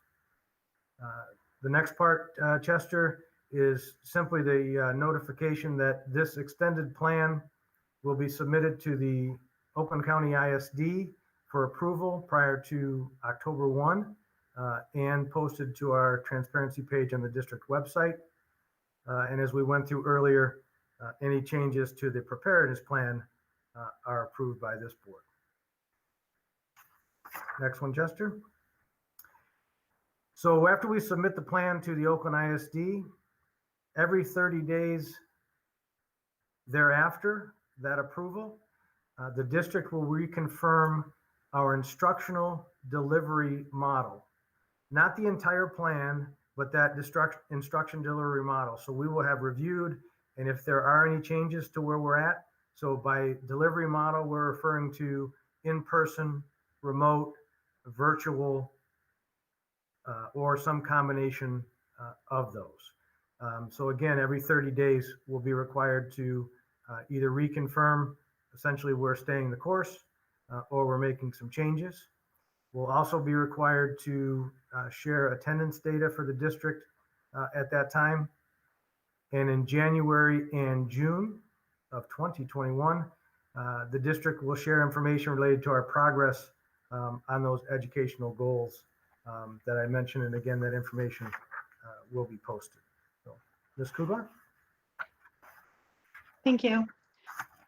Next slide, please, Chester. So we have two educational goals. Goal 1, by the end of the 2021 school year, all students in K through 8 will demonstrate growth in reading from fall to spring as measured by an increase in their RIT score on the NWEA MAP Growth Reading Assessment. And goal 2, by the end of the 2021 school year, all students in K through 8 will demonstrate growth in mathematics from fall to spring as measured by an increase in their RIT score on the NWEA MAP Growth Math Assessment. So as we shared previously, we were required to have those instructional goals. These should sound very similar to you, familiar to you. They come almost verbatim from our district improvement plan. And so we're looking for that growth from the student from fall to spring as they're assessed. And those grades will have a mid-year assessment as well too. So we'll be able to report out how they're doing partway through the year as well. The instructional delivery, we have our virtual learning pathway. We will continue with that. We also had our temporary remote start, which will shift to in-person instruction. So again, as we shared, elementary will shift to 4 full days of in-person instruction, with that remote learning occurring on Wednesdays. And secondary will shift to hybrid instruction, which includes both in-person and remote learning. It is important, as Mr. Archibald noted, that we do have to revise that preparedness plan as a result of this shift. So while you're not approving this plan, you have to adjust the previous plan in order to be in compliance. We did work with our instructional committees, so our curriculum and instruction and the standards. We've adjusted our scope and sequence so that it's aligned to the state standards and it's prepared to address a wider than usual range of competencies. So knowing that some students are going to come with us from some gaps that may not have existed in a typical year.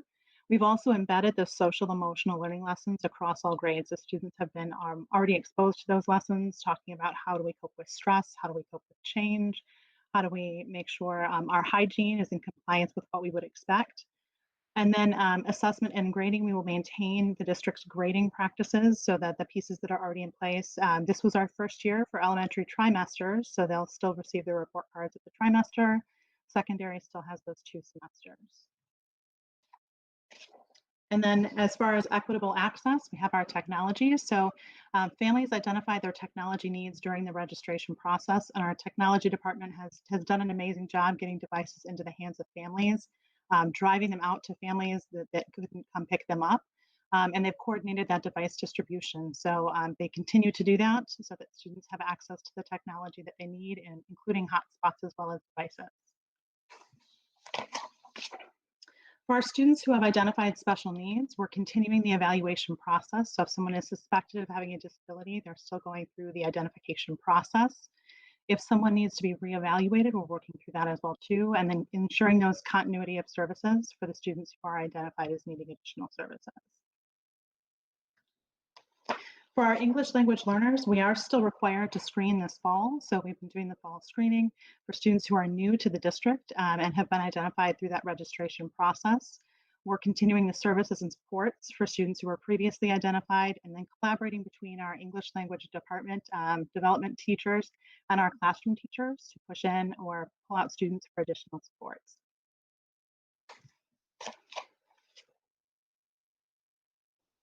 We've also been working with those partner districts and partner organizations that we provide additional programs through. So Oakland Schools Tech Campus, the aviation program through Livingston ESA, dual enrollment, early and middle college.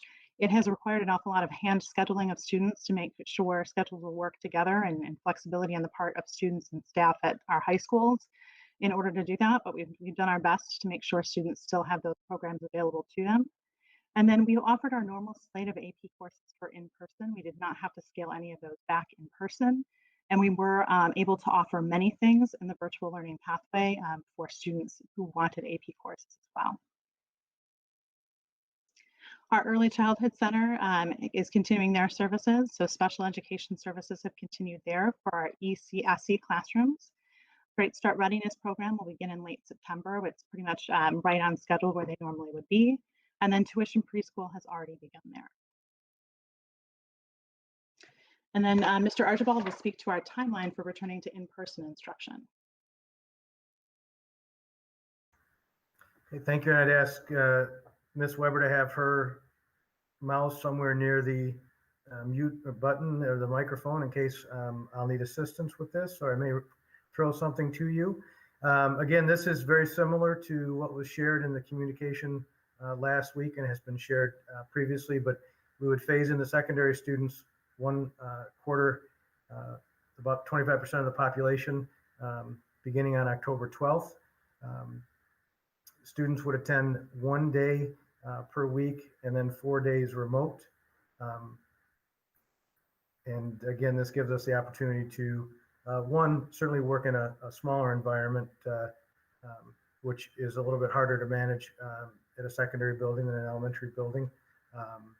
This would allow us to teach the safety, bus, and school routines that are needed for us to be able to function in this environment. And unlike the elementary school, we are not able to cohort the students throughout the entire school day. And then starting on October 26th, we would transition to 50% of the students in attendance at one time. Depending on the individual student needs, we may bring students in additional days of the week, and that all students would be remote on Wednesdays. We put this in the calendar form to give you just a look at it. Again, it's the same basic idea. The top portion are the days of the week and when people, which cohort are attending in person and which cohort are learning remotely. The secondary schools went through their portions of the alphabet. It's not going to be a perfect 25 and 50% match, but we felt, and they worked very hard to identify the alphabetic breakdown that would make the most sense without trying to break up a particular letter of the alphabet or break up a family. For example, if it was A through D at the middle school and A through E, and you have, so not to break up a family, so your kids are keeping the same schedule. So that's where we arrived at that alphabetic breakdown.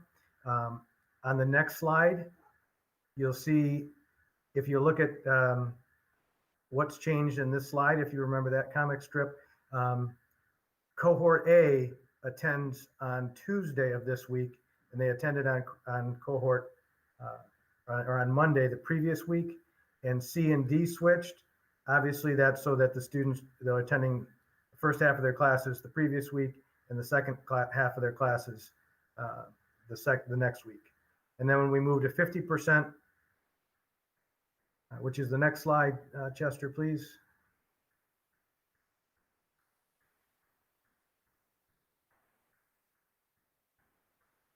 Oh, back up one.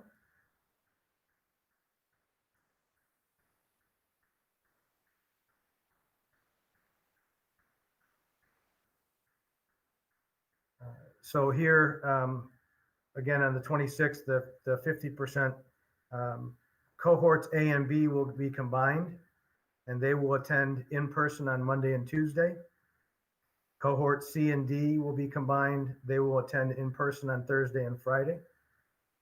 And Kristen, if I could ask you to step in, because this was, I think, not something we were going to cover here, but a question that had been asked earlier, and I think it's important to cover, how we anticipate it working with students at the secondary level, both in person and remotely, and how we would utilize the Google Meet. So good question. We've been working with the secondary teachers over the summer to, since this is the plan that we've been working with since the summertime.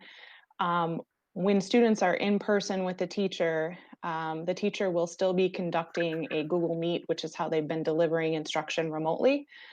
So the students in the classroom will be able to see instruction in the classroom, but those students at home will also be able to see that same instruction at home and be able to learn synchronously with their classmates that are in the building. So in this way, we can still deliver instruction to all the students, even though not all of them are sitting in person in the classroom. Thank you. And Chester, the next slide, please.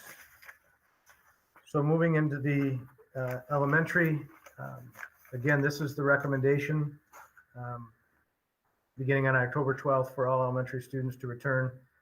We are still calling it a hybrid model, simply because the hybrid being a combination of in-person and remote. There would be in-person instruction 4 days per week, Monday, Tuesday, Thursday, Friday, with Wednesday remaining as a remote learning day. As I indicated earlier, that will allow those students to continue to maintain those remote skills, as well as provide additional opportunity for cleaning. We do think this model provides the opportunity for students to receive both in-person instruction and again, still keep those remote skills fresh in the event we need to return back to remote learning. Next slide, please. Just for comparison, on the left is the original plan at the phase in at the elementary level of 25% to then 50%. Also remember that that was 1 afternoon per week at 25% and 2 afternoons per week at 50%. And then on the far right is the proposed model, which I just explained, so I won't put you through again. Again, our rationale, providing the elementary students with significantly more live in-person instruction. As we said, and worth repeating, that the remote learning, especially over extended period of time, is challenging for young learners. It is certainly, I think, worth pausing right here, though, while I'm thinking of it, to pay a tremendous compliment to our teachers, to our students, and to our parents who are working through this currently. Despite the many communications that I received, and some in favor of our current plan, some opposed to it, there was not a single person who mentioned our teachers or our staff who are not extremely complimentary of the efforts that they are going to make this work. And I think that those accolades need to be shared. Obviously, this is an incredibly difficult time. I know we say that frequently. I can't mean it more sincerely. These are challenging times for everyone. And I think our teachers, our students, and our parents and our administration in the buildings are doing a tremendous job to make this work. And again, continuing with the rationale, it does provide a more consistent schedule, moving away from all the half days and the altered days, and gives the opportunity for our students to stay connected with their classmates because we are able to cohort at the elementary level. Some important dates, if this is approved by the board, would be now through October 8th, which is a Thursday. We would continue remote, JK through 5th grade. October 9th, there would be no school. We would take this opportunity, no school JK through 5. Where this would be an elementary teacher workday to finish getting their classrooms ready to go. And then October 12th, we would begin in-person learning as we've described it at the elementary level. And then lastly, we put a calendar together. The timing may not be ideal with respect to the half days, but these are half days that were already on the calendar. And so we did not choose to do anything with them differently. So again, we just put what's been described into a chart form so folks could get a sense of what it would look like at the elementary school. And with that, we'll open up to questions, and I'll also invite Ms. Kula is with us, but Ms. Inglom and Ms. Weber as well, in case there's any questions that we can throw to them.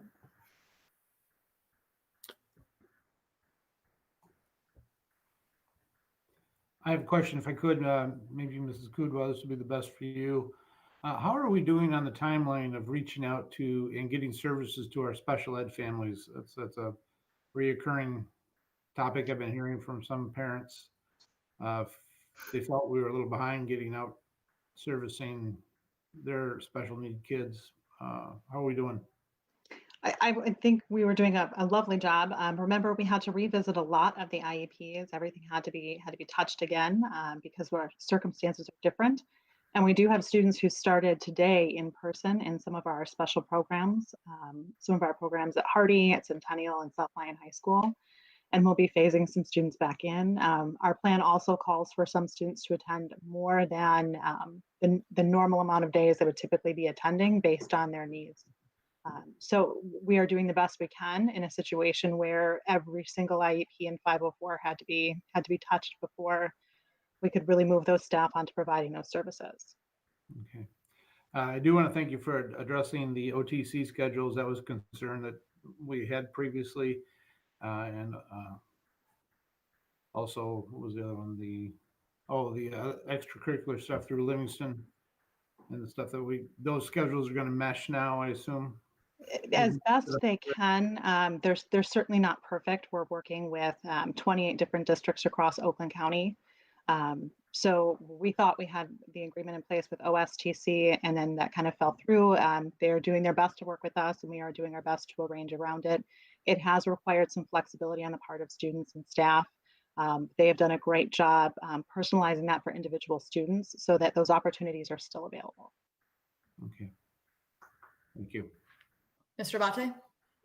Thank you, Ms. Ancha. So a couple themes that I have been hearing from folks and seeing in the emails revolve around the idea of, what has changed up to this point, and what sort of precautions are we putting in place, given the fact that we, that social distancing is a challenge for us at the levels that we're talking about. So I wondered if maybe we could talk about that a little bit. And I'll say, for my part, when I cast the vote to start remotely, I was concerned about Southline being, sort of a test case and being out front in that with so much uncertainty, and not knowing what that was going to look like.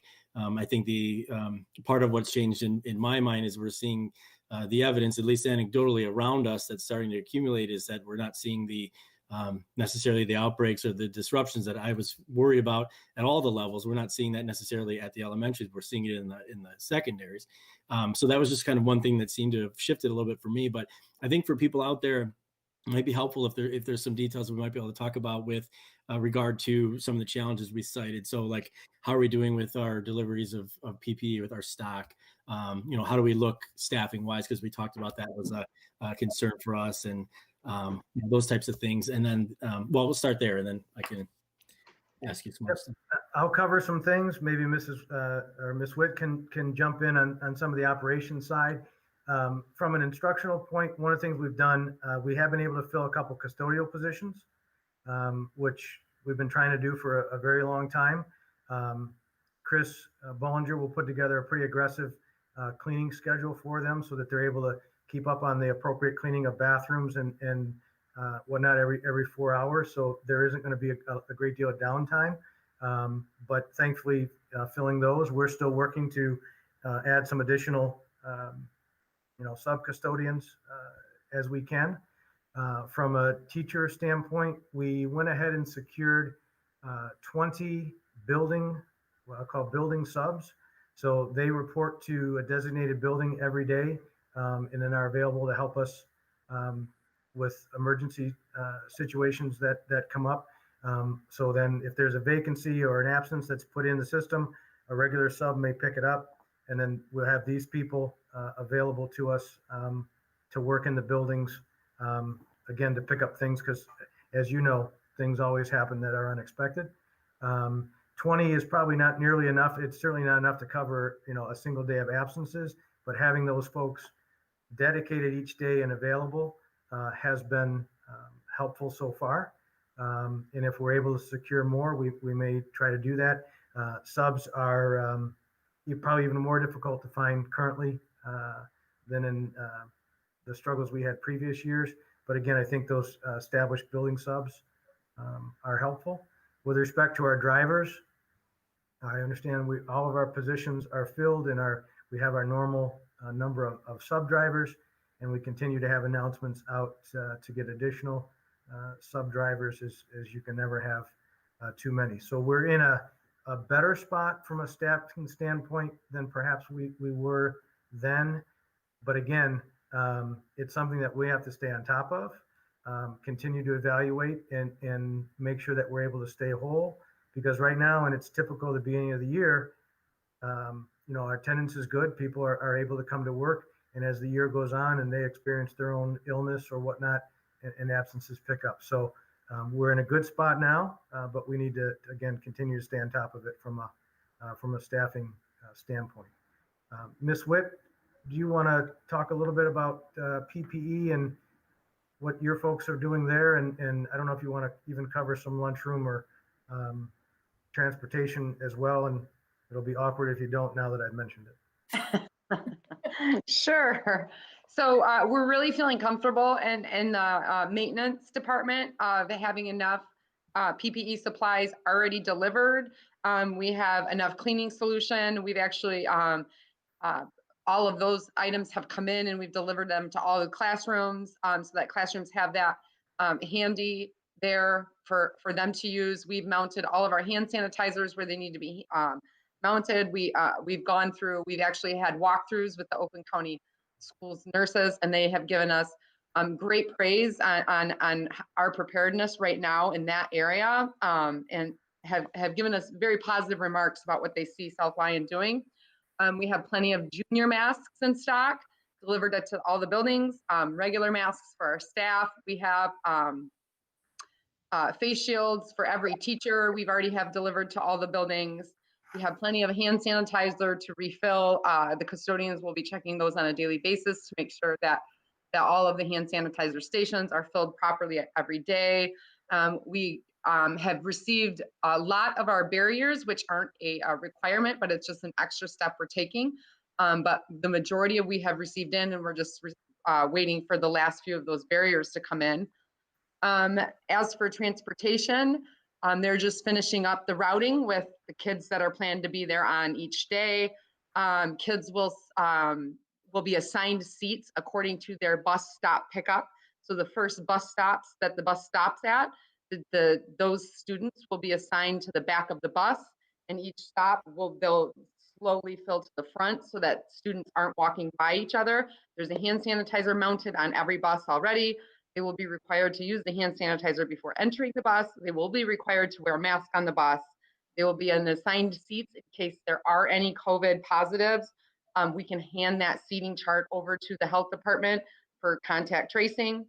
And so the loading of the bus will start in the back and slowly move forward. And then the dismissal of the bus will start in the front and move backwards so that no kids are passing each other. And they'll only be in the close contact with the seats around them. For food service, we are doing pretty well. Right now, we're doing 100% distribution. When kids come back in elementary, the plan is that we will move to serving those kids during the school day lunch while still doing a distribution for the secondary that are in hybrid because they're only going to be attending at first 1 day a week. And then we still need to provide them 4 meals or 5 meals a week. Our plan for elementary is to, when the kids leave the day on Tuesday, they will have their Wednesday breakfast and lunch available for them to take home with them for that day that they won't be reporting to school. We are working through the scheduling still of the specifics of the lunch day for the elementary, so I can't really speak to those right now. But we're feeling really, really good at where we're at with our supplies and being able to handle bringing kids back. Thanks so much for that. I only have one more thing, guys, and I'll get out of the way. So I think it'd be helpful as well. I know there's a lot of moving pieces still and a lot of stuff you're still planning. It might be a little reassuring to families if we could talk a little bit about sort of the typical classroom, typical elementary classroom. I know that social distancing is a challenge with the number of kids that we have coming in that makes people anxious. I know that the staff is anxious about that. I hope that we're doing our best to keep them apprised of what's going on and involved in the decision making as well. But some additional things that we're doing or that we plan to do in those classrooms to safeguard staff and students in terms of maybe it's seating charts or what have you. Is there any just a few details we might be able to put out there for folks to consider? I'm not sure if Steve wants to take that question, or he's kind of pausing and looking at me. I'm guessing I'm on. I can't tell I was looking at you. I know there's still a lot of planning going on, so I'm not expecting like an exhaustive list, but maybe just a little something. I will try to cover some highlights, Mr. Bate. So first of all, as Ms. Witt mentioned, we have those plexiglass barriers. So if students are seated at tables as opposed to desks, there's essentially a plexiglass barrier. So each student has their own space. I do want to note, I think Mr. Bollinger has done an amazing job, and I know he had support from Mr. Teagan as well. One of the things that they made sure our barriers do for the plexiglass at elementary is they will extend out past the edge of the table. So we've noticed in a number of districts around the state, the barrier stops right at the edge of the table. So if I was sitting next to Mr. Archibald and I happened to turn my head and he turned his head, we'd be facing each other. In our case, that plexiglass will come out a little bit from where the desk is, providing an additional reassurance to families that their students should hopefully be a little bit more separated, still allowing students to see each other's faces and interact. And then same thing at the kidney tables at elementary where we meet our small groups of students, those will be there as well too. Staff have movable barriers that they can take with them around the room when they're meeting with students, the trifold barriers. And those are in, so we're able to move those around the room so we can still meet with individual students. We do have, we are planning to do seating charts. Students will remain at the same desk throughout the day. We are cohorting by classroom, which I think is the big difference between secondary and elementary. The people you interact with at elementary, once you get to the instructional portion of the day, stay the same the entire day. Which is one of the reasons you're not seeing elementary schools shut down at the rate that you're seeing secondary buildings shut down. It's very contained. So we do have pieces in place. We've already talked previously about limiting the amount of shared supplies or cleaning supplies in between. So maybe a group of students is using that, but not the entire classroom. Certain things will be used only by a student and then not shared with anyone else in the classroom. So we'll work through that. But we are planning to poll a committee of teachers, our instructional return to learn team, along with some additional staff members, if they're willing to serve on that with us, to really look at the details behind the elementary day and make sure our plan is the safest for students while still being instructionally sound. The only other thing I'd add in there, and I think it's important to realize because we want to highlight a lot of the very good things that are in place right now. I want to compliment the staff out in the buildings. And again, it's teachers, support staff, administrators, operations staff, and everybody who are working incredibly hard to put things in place. But this is going to be the kind of thing, as we've said, it's a very fluid situation. And in order to be okay and stay okay, is we have to be on it every day. And as we put things in place, and again, things are still, some things are in place and some things we're continuing to develop. We have to accept and realize that it's not going to be perfect in every area. And as we go along, we're going to need to be able to learn and adapt and then revise what we have in place. So, I think we're going to have a very, very good start. And we'll work very hard to stay there and to make things work. And when there are setbacks, because I'm not going to pretend that there won't be, but when there are setbacks, we'll be positioned to deal with them and move forward. Thank you. Mr. Archibald, I'm sorry I'm asking so many questions, but I'm pretty certain that the parents at home are pondering the same things that are popping into my mind. I just heard Ms. Witt talk about plexiglass face shields for the teachers. Is that in place of a face mask or in addition to a face mask? No, that's in addition to. They have to wear the facial covering over the nose and mouth, but then they also have a face shield if they wish to wear that as well, in addition to. Okay, so I want to place the scenario in my head here. So we're going to have a teacher who's wearing a mask behind a plexiglass face shield, and every student is behind a plexiglass face shield and wearing a mask. So I guess what I'm saying here is I envision a situation where I'm certain that these teachers are going to become extremely frustrated because the individual kids are not going to be able to hear. Are we going to allow some flexibility for the teachers if they have to take off one of those two apparatus items to be covered? Are we First of all, I'm sorry. The shields aren't required, Mandy. Those are just optional for teachers. If they feel it makes them safer, we're providing them. They're not required. The only thing that required is the face mask. Not necessarily every student will be behind a plexiglass barrier either. We're only doing that in situations where we can't space the kids out enough to feel safe. We're putting that barrier there. So they're only in certain circumstances, and they're not the face shields.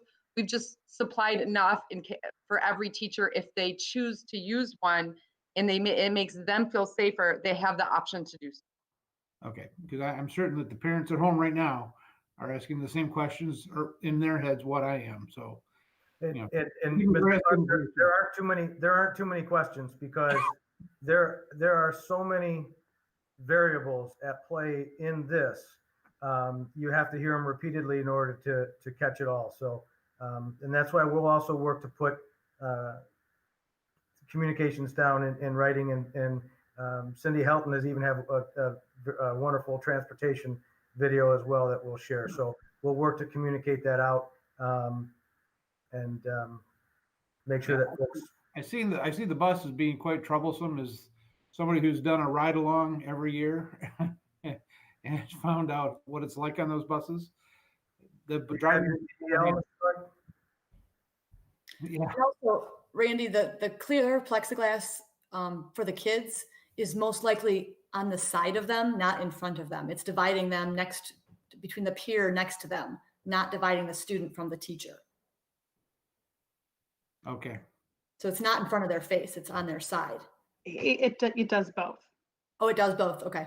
Think about it almost like an X. Oh. So you have 4 students sitting around a table. Okay. So they'll have space in front of them for their materials on the desk in front of them, the table in front of them.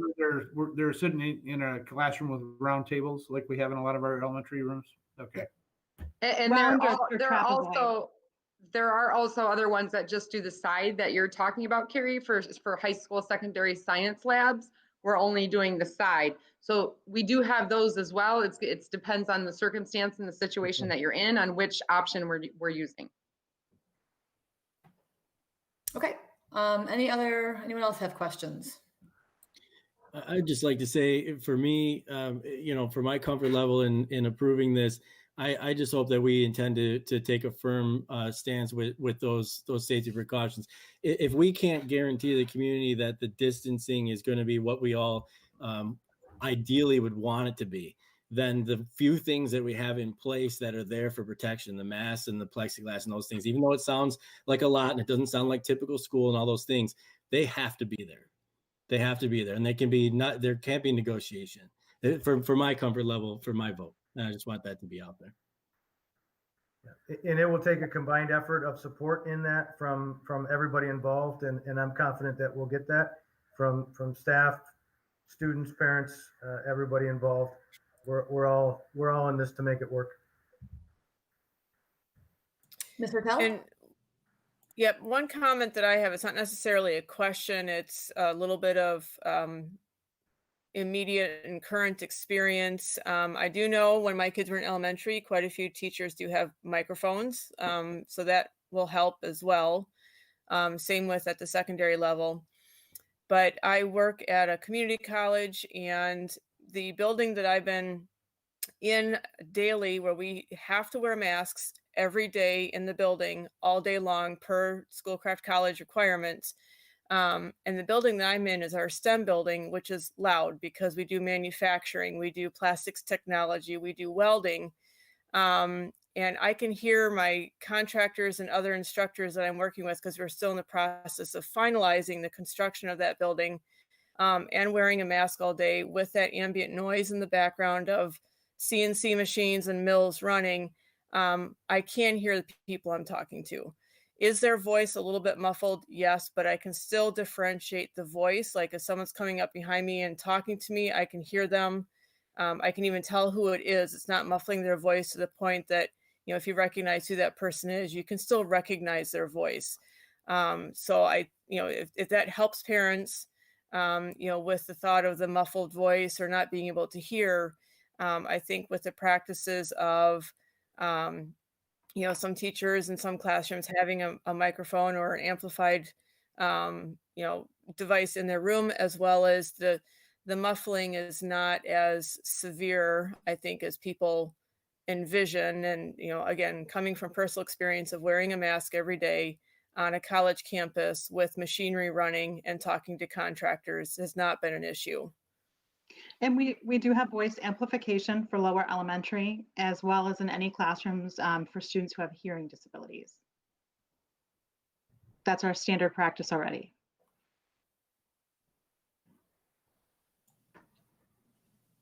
Any other questions? Yeah, I'll be quick. I'll make a comment first. I've had two children in daycare since May 11th. As soon as they opened it, they're gone because we've got the same working issue that a lot of other parents in the district have. We both have to work. They do have lower class sizes, but they also, once they're in the classroom, are cohorted, and they don't use masks for the kids while they're there. But these are younger kids than our K through 5s. We've had 2 cases pop up since May 11th. They were both with a parent, not with a student, but they have protocols in place. I know personally, I've been extremely comfortable with what I've seen there, but that does bring me to my question. Suppose there is a case with a student or a staff member. I know that we have outlined what our procedures are at that moment. We know that they have a positive case. But I didn't see any detail about, are you shutting the classroom down, the building down, just sending the teacher home? Can you elaborate a little bit more, especially for the parents, what we're going to do when something like that happens?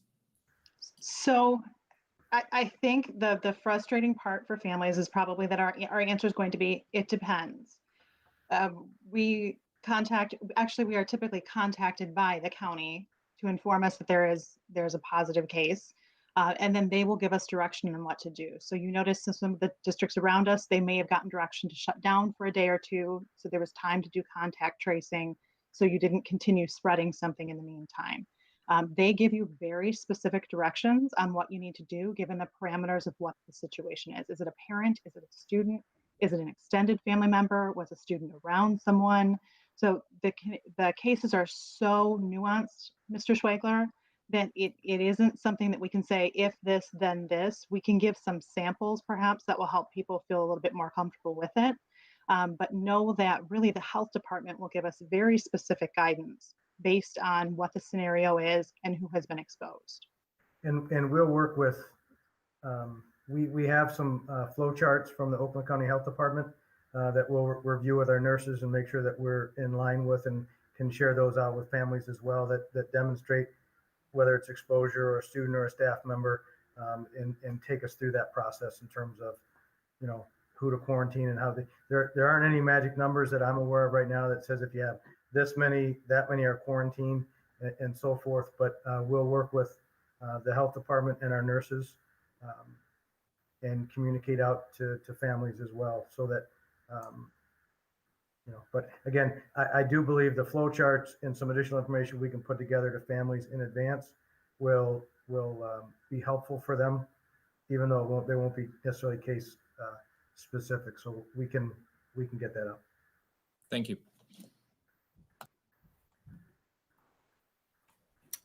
Anybody else? Can I take the opportunity to thank the Oakland County for providing nurses to 28 districts throughout the county. So we have 2 wonderful nurses assigned to us. They've been assigned to us since late August. Sue Toth has been working closely with them. They have been out in the buildings, walking the buildings, looking at our procedures, looking at what we have in place, working with our administration and our operations people. They will continue to assist us as we put materials together, need to train staff and respond. So again, to Oakland County for allocating some CARES money for that to happen is greatly appreciated, and will be put to excellent use. So I certainly want to acknowledge them for that. Was that the Oakland County Commissioners, that group? I believe so. Okay. Thank you to Phil Weipert, our local commissioner, for that one. Those nurses, I know you said they travel throughout the district. Are they, do they have an office in one specific location, or are they literally just remote nurses? They are mostly remote. They don't have an office right now, and are on the move quite a bit. So they don't necessarily have a home location, but Sue's able to get a hold of them. They're readily available. They are readily available to us as full-time nurses when we need them. Okay. And we've been using them. Excellent. Okay, any other questions? Okay, so with that, let's now go back to the recommended action to approve the revising of the COVID-19 preparedness and response plan as indicated earlier in item 11A. Do we have a motion to approve that plan at this point?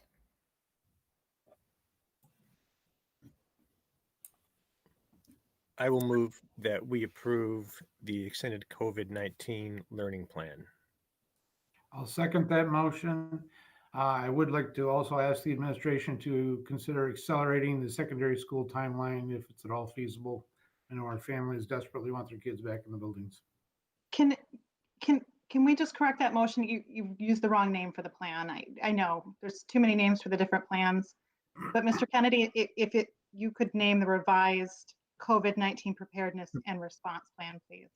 Yes, I will, I guess, move again to approve the revised COVID-19 preparedness and response plan. I'll renew my second. Okay, moved by Mr. Kennedy and supported by Mr. Clark to approve the revised COVID-19 preparedness and response plan as indicated earlier.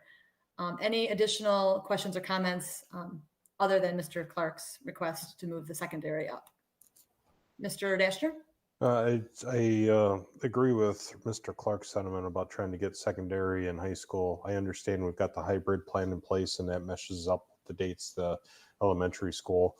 I certainly not asking to short circuit that, but if our experience is good, it'd be nice to go to a full face-to-face sometime before a phase 5 if everything stays flat. So I would just ask that you consider that portion of it, once we're done, once we're moving along in the hybrid, if things are stable, there aren't issues, then consider a move to face before the phase 5, if it's prudent. Mr. Schwegler? I echo everything. Anyone else have a comment? Any of you have a comment? Okay, I just want to reiterate. I'm glad that we're getting our elementary students back in the buildings quicker. I know on August 10th, every one of us on the board said that we would like to see students in the building as soon as humanly possible. And I think that after hearing all of the lengths that the district has gone to make it as safe as possible, I think that I feel comfortable that it is safe to do that at this time. And yes, I mean, when we can get the upper L, the secondary back in person, I'd like to do that. And again, I think that's what we've always wanted from the beginning. Mr. Kennedy, you have a comment now? I would concur with that. We said at the outset of that August 10th meeting that that's what we wanted to do. And we had the plan. And I think going forward, we're doing exactly what we said we were going to do. We were going to keep looking at this moving target and hopefully be able to see the forest through the trees, not get caught up in the minutia of the day-to-day running and how we don't have every question answered at this point. But we're looking at a 5,000 piece puzzle, and half of those pieces to that puzzle don't have any colors on them. But we still have to put it all together, and we're still working on that. I feel much more comfortable hearing what I've heard today than we did 2 weeks ago with where we're at. My general vibe now is we're ready to do this.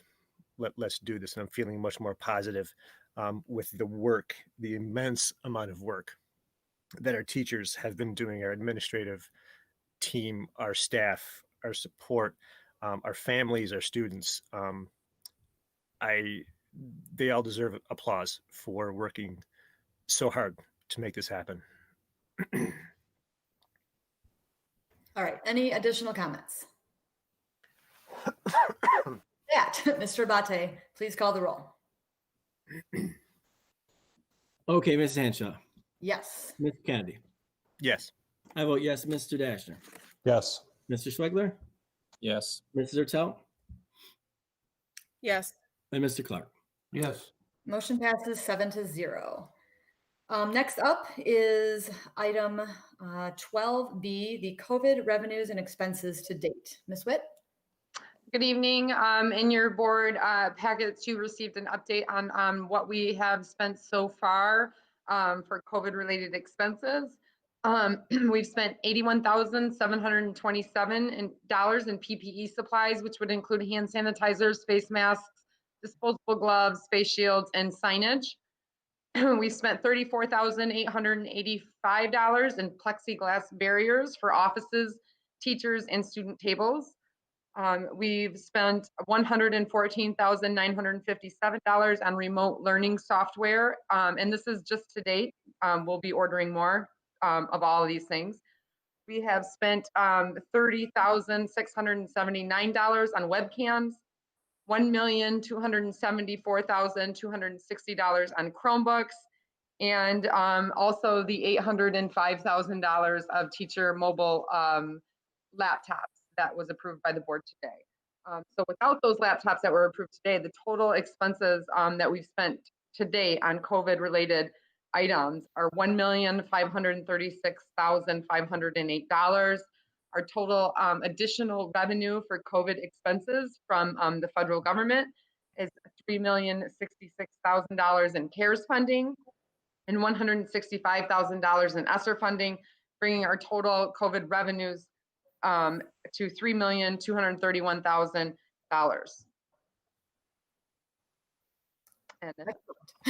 Any questions or comments?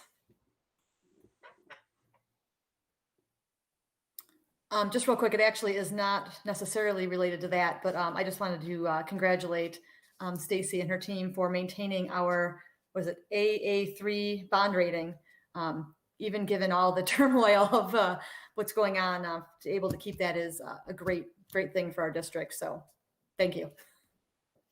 Thank you.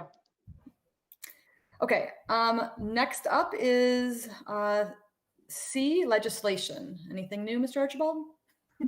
Nothing new. We're running out of days in September, so hopefully we'll get a budget soon. All right, thank you. Next up is board committee reports, legislative.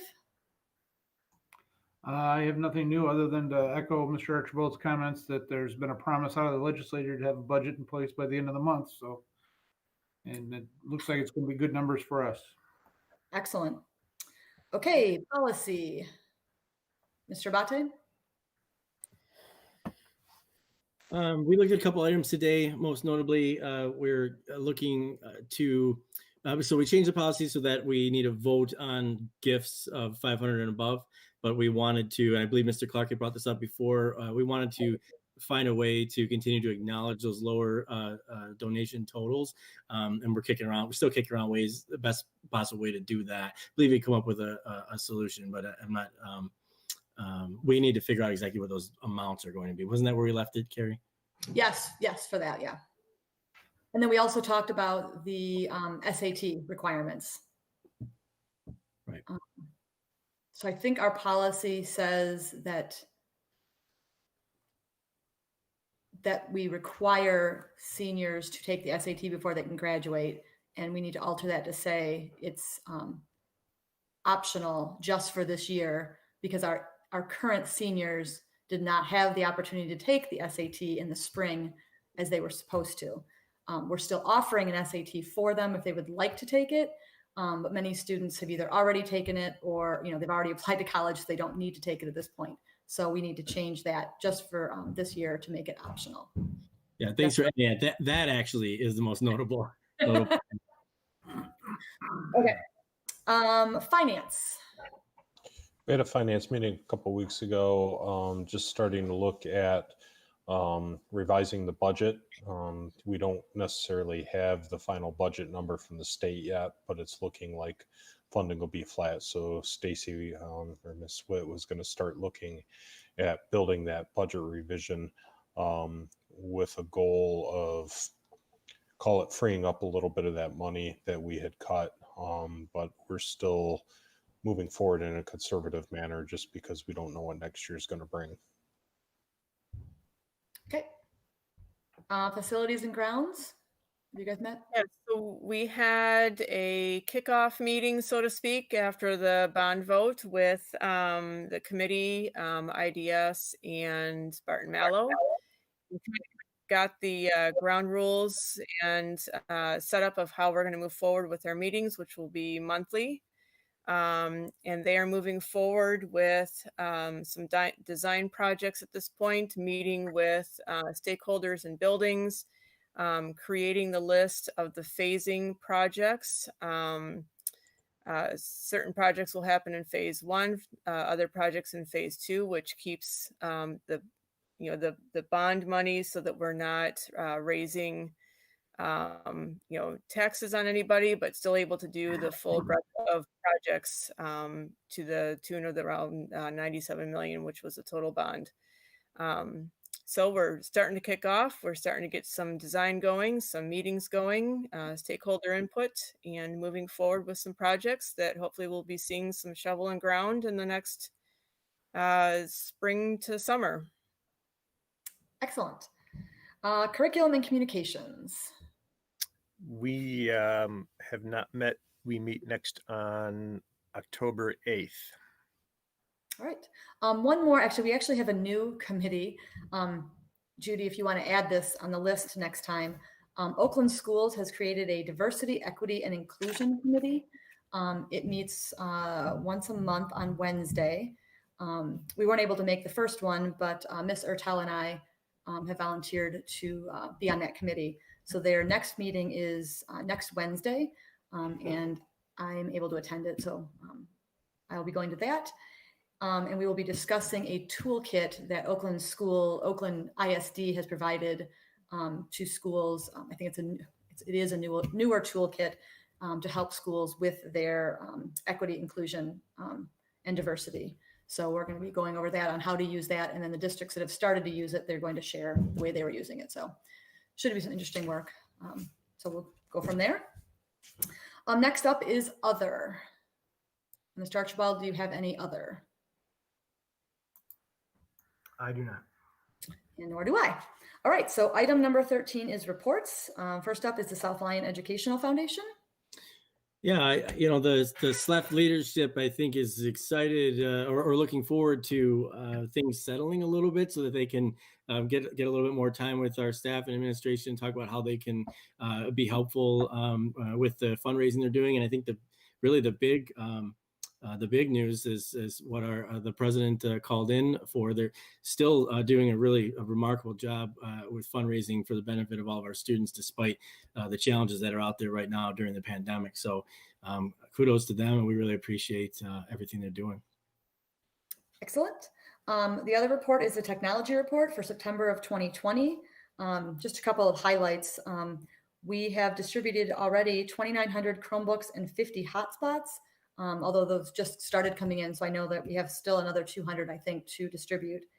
The technology department has also created a direct phone line, email address, and a service form that they are, I know, answering on a daily basis, and they've already supported over 200 requests. So thank you to them and for their continued support, as usual.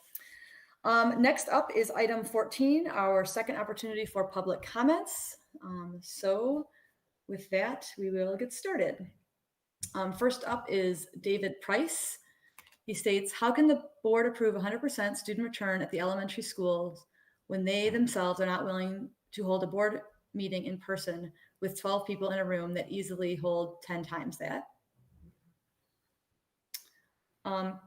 Kara J states, why is it that you are sitting virtual, yet you are expecting to put 30 kids in a classroom? Sarah states that Cheryl Stockwell Elementary closed due to COVID. Hattie Miles states, thank you to all of the staff to a great online program so far. My kids are enjoying it. It's been an adjustment, but it's going well at our house. My concern is the suggested plan for return. It feels like too much too fast. There are 27 kids in my daughter's class. This is a lot in a normal year, let alone a year like this. I support return to school, but in a smaller, more manageable format. Reducing class size seems really important right now. Can we see how to make that possible? Maureen M states, I have children that attend Bartlett Elementary. Bartlett does not have sinks in classrooms. I'm not sure if that's the case with all elementary schools, but I know many of them have access to sinks for hand washing. How will this be made equitable for all students and staff, as hand washing will be key in all of this? And John Martika states, I would like to thank the board and administration for an excellent discussion tonight. This was the best discussion I have heard based on science and data from this group to date. Mrs. Harold states, elementary parents are asked to make a decision with very little time. I would like the district to provide very clear information so parents can make an educated decision. Please address the following in time for parents to make their decisions. Lunch, recess. They can play on play structures that are never cleaned but can't kick a ball. Sinks, soap, water for schools without classroom sinks. Will they have computers to use at school if they are all signed out? And that one was the last public comment. Again, I do want to remind people we will need first and last names going forward for public comment, but I do appreciate all of the comments that were made. Next up is item 15. We have 3 resignations. We wish them well. Item 16 are the remaining meeting dates. And item 17 is board comments. Mr. Schwegler, would you like to start us off? Sorry, someone's got to go first. Thanks. I guess I'm going to go back to the Teachers of the Year. We're so sorry that we didn't catch that at the end of the year. Thank you again for your amazing service to the district, and congratulations. And then the rest, I'm just going to really focus on the topic of the day. I didn't really love the original plan, but I also understand what led to that plan being created. And I certainly didn't feel like rushing our new administration or senior administrator, Steve, into difficult decisions without ample time to prepare with his administration in full. So I think this was a good first step. I think that he promised, hey, we need some time to plan. There's no question in my mind that our most vulnerable students are the ones that needed to be addressed first. And for the moment, I'm pleased. I do trust that going forward, it was kind of alluded by, Randy and Craig earlier. I don't think anyone's planning on sitting there in a status quo indefinitely. I do trust, especially after these last 4 or 5 weeks, that they will continue to look at this moving target and continue to do what's best for the staff and for the students in the community. So I'm excited to see what they come up with over the next month when we get to do this all again, because we now get to meet and discuss this monthly. But other than that, I just want to thank everybody who's gone into this decision tonight. I thank them immensely for their hard work that they've put in on top of their regular jobs. And that's all I have. All right, Ms. Ertel. Yes, I want to congratulate the 3 Teachers of the Year. The district as a whole has great teachers, so it's got to be a tough decision and a tough process to figure out one from each grade level, or elementary, middle school, high school level each year. So congratulations to the 3 of them. And again, in response to all of the COVID decisions that have been made, I think we all went into the decision in August with open minds, listening to all parameters, listening to administrators, teachers, faculty, staff, parents, and kids. But I think what everybody has to understand that we have to think of the district as a whole, and not just individual kids, no matter how it might affect our own kids, our neighbors' kids, our friends' kids, relatives' kids, etc. One of the big things that I think people, that I heard a lot about in the enormous amount of emails that we had gotten was, why didn't we start preparing for this in March? To be honest with you, I never thought we'd still be in this quote unquote predicament pandemic. I thought come summer, there'd be a handle on things and everything would be all, hunky-dory. Maybe that was a naive thought process, but even in my work, my education location that I work at, which is, college level, we scrambled over the summer. And to be honest with you, we are still scrambling for materials. We have a significant amount of departments that are not back on campus, and we have very few people. We really have very few people working on campus right now. We don't have students on campus. We're all remote unless it's a hands-on program. And we're working at 40% capacity for those classes. So I don't think what we were doing or what we, had made a decision on was outside the norm. Did we know it was difficult for parents and families? Of course, because all of us save one, have kids in the district, and are dealing with it on a daily basis in different levels throughout the district. I think this plan that the admin has worked very hard on is an excellent plan. I think moving forward, it will get the kids in the classroom, lots of proper PPE, safety protocols, but it's going to be a challenge. It's going to be different. It's going to be a challenge for teachers. It's going to be a challenge for kids and parents. So I'm hoping that by moving into this new plan, the parents understand and realize that it's not going to be the same. It's going to be different. And we'll probably still have unhappy children and unhappy parents. And I hope that everybody just can take a breath and realize that, we are not purposely and maliciously trying to deny kids an education. We're doing everything we can to make sure that all kids in the district are safe and educated. So with that, I think it's great we got kids coming back, and looking forward to even more kids coming back into the schools. All right, thank you. Mr. Clark? Congratulations to the 3 teachers of the year. That's fantastic. They're all good. That's perfect. I'm excited that we're getting our students back in the buildings.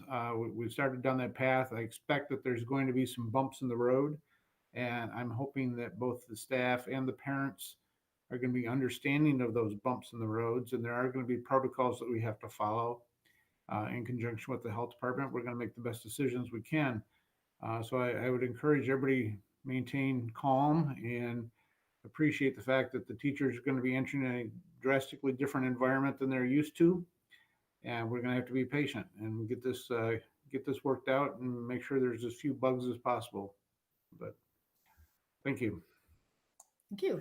Mr. Dashner. Probably sound a little bit like a broken record, but again, congratulations to the 3 teachers of the year. I'm glad we could do that. I also wanted to welcome the new teachers to the district. Unfortunately, normally we would have you in person at a meeting so we could meet you when we hired you, but that just doesn't work this way. So we'll see you around the district.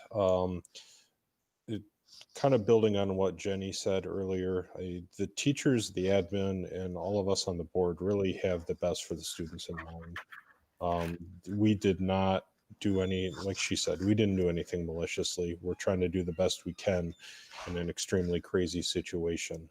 And I would like to also address the people that ask how we can send elementary students back while we're doing virtual board meetings.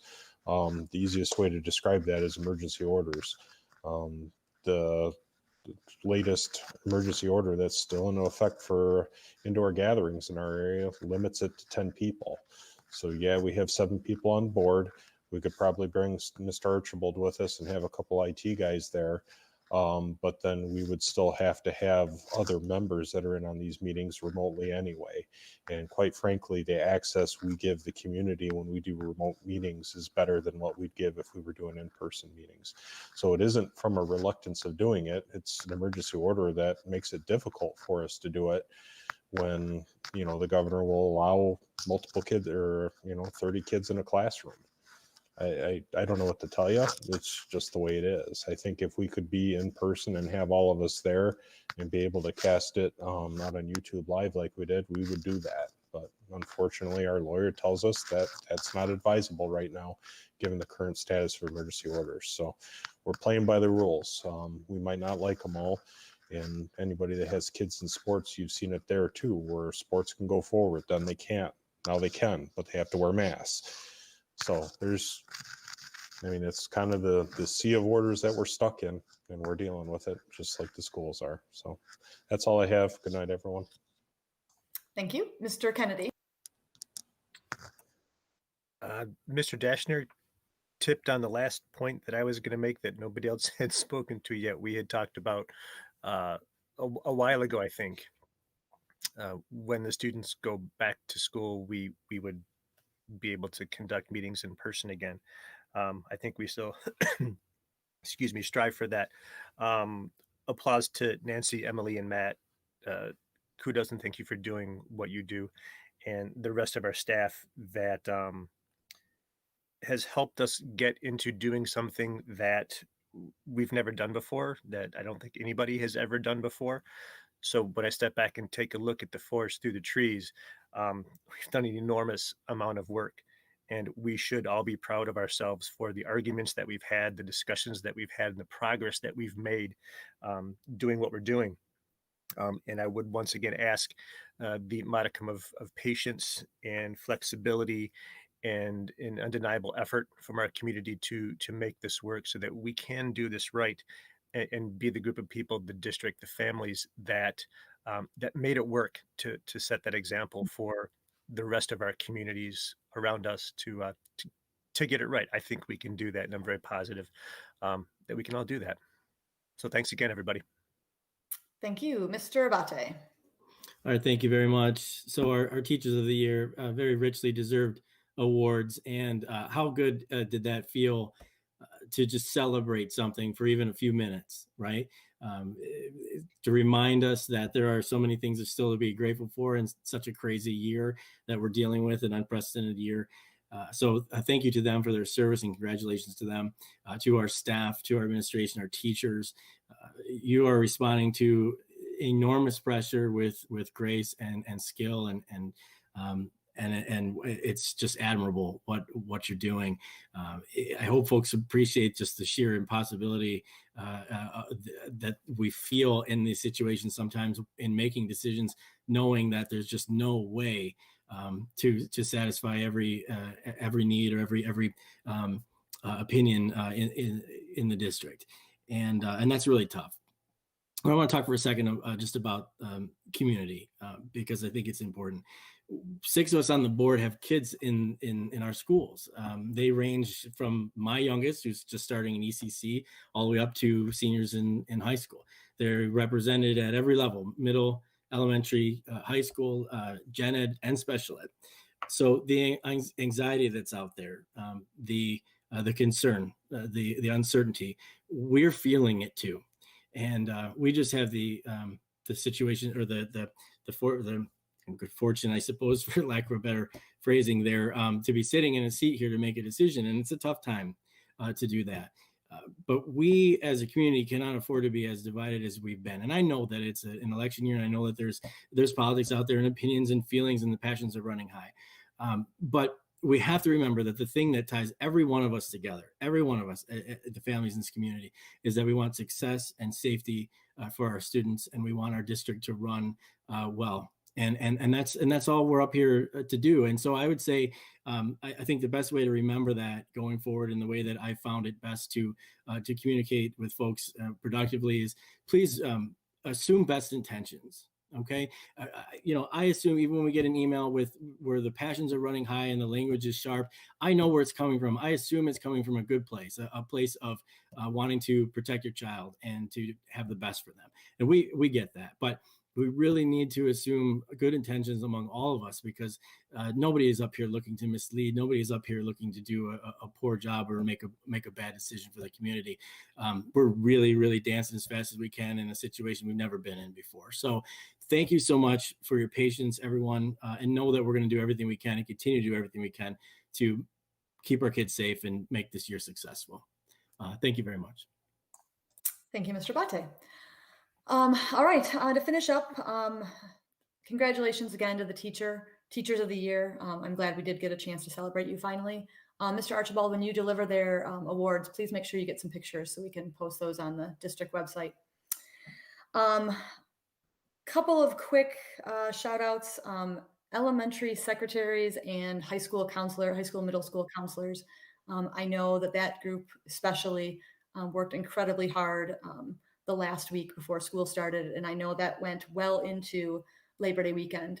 I know I was personally getting emails back from high school counselors all throughout Labor Day weekend. And we definitely appreciate all that extra hard work.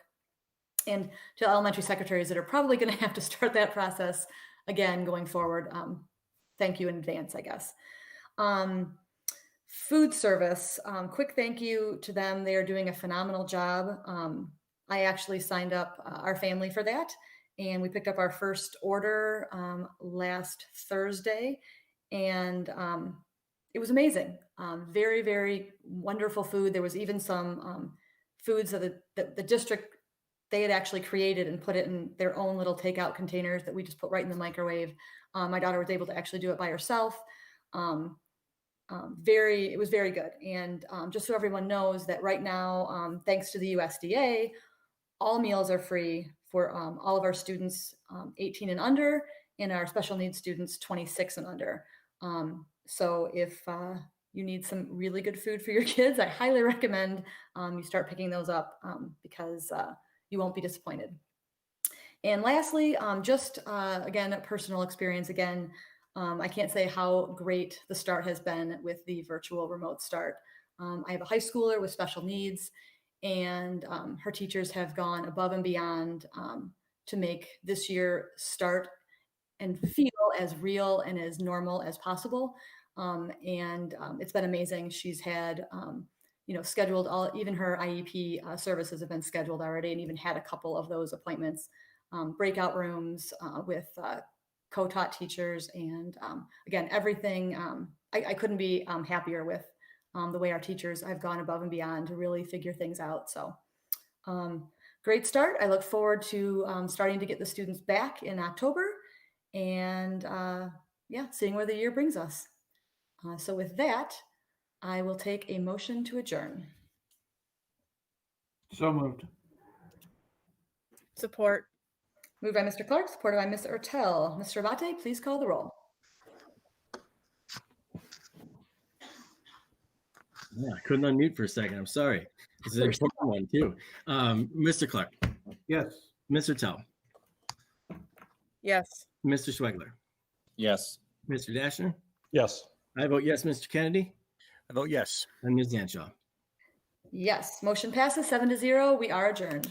Thank you, everyone. Good night, everyone. Be well, all. Hey, everybody.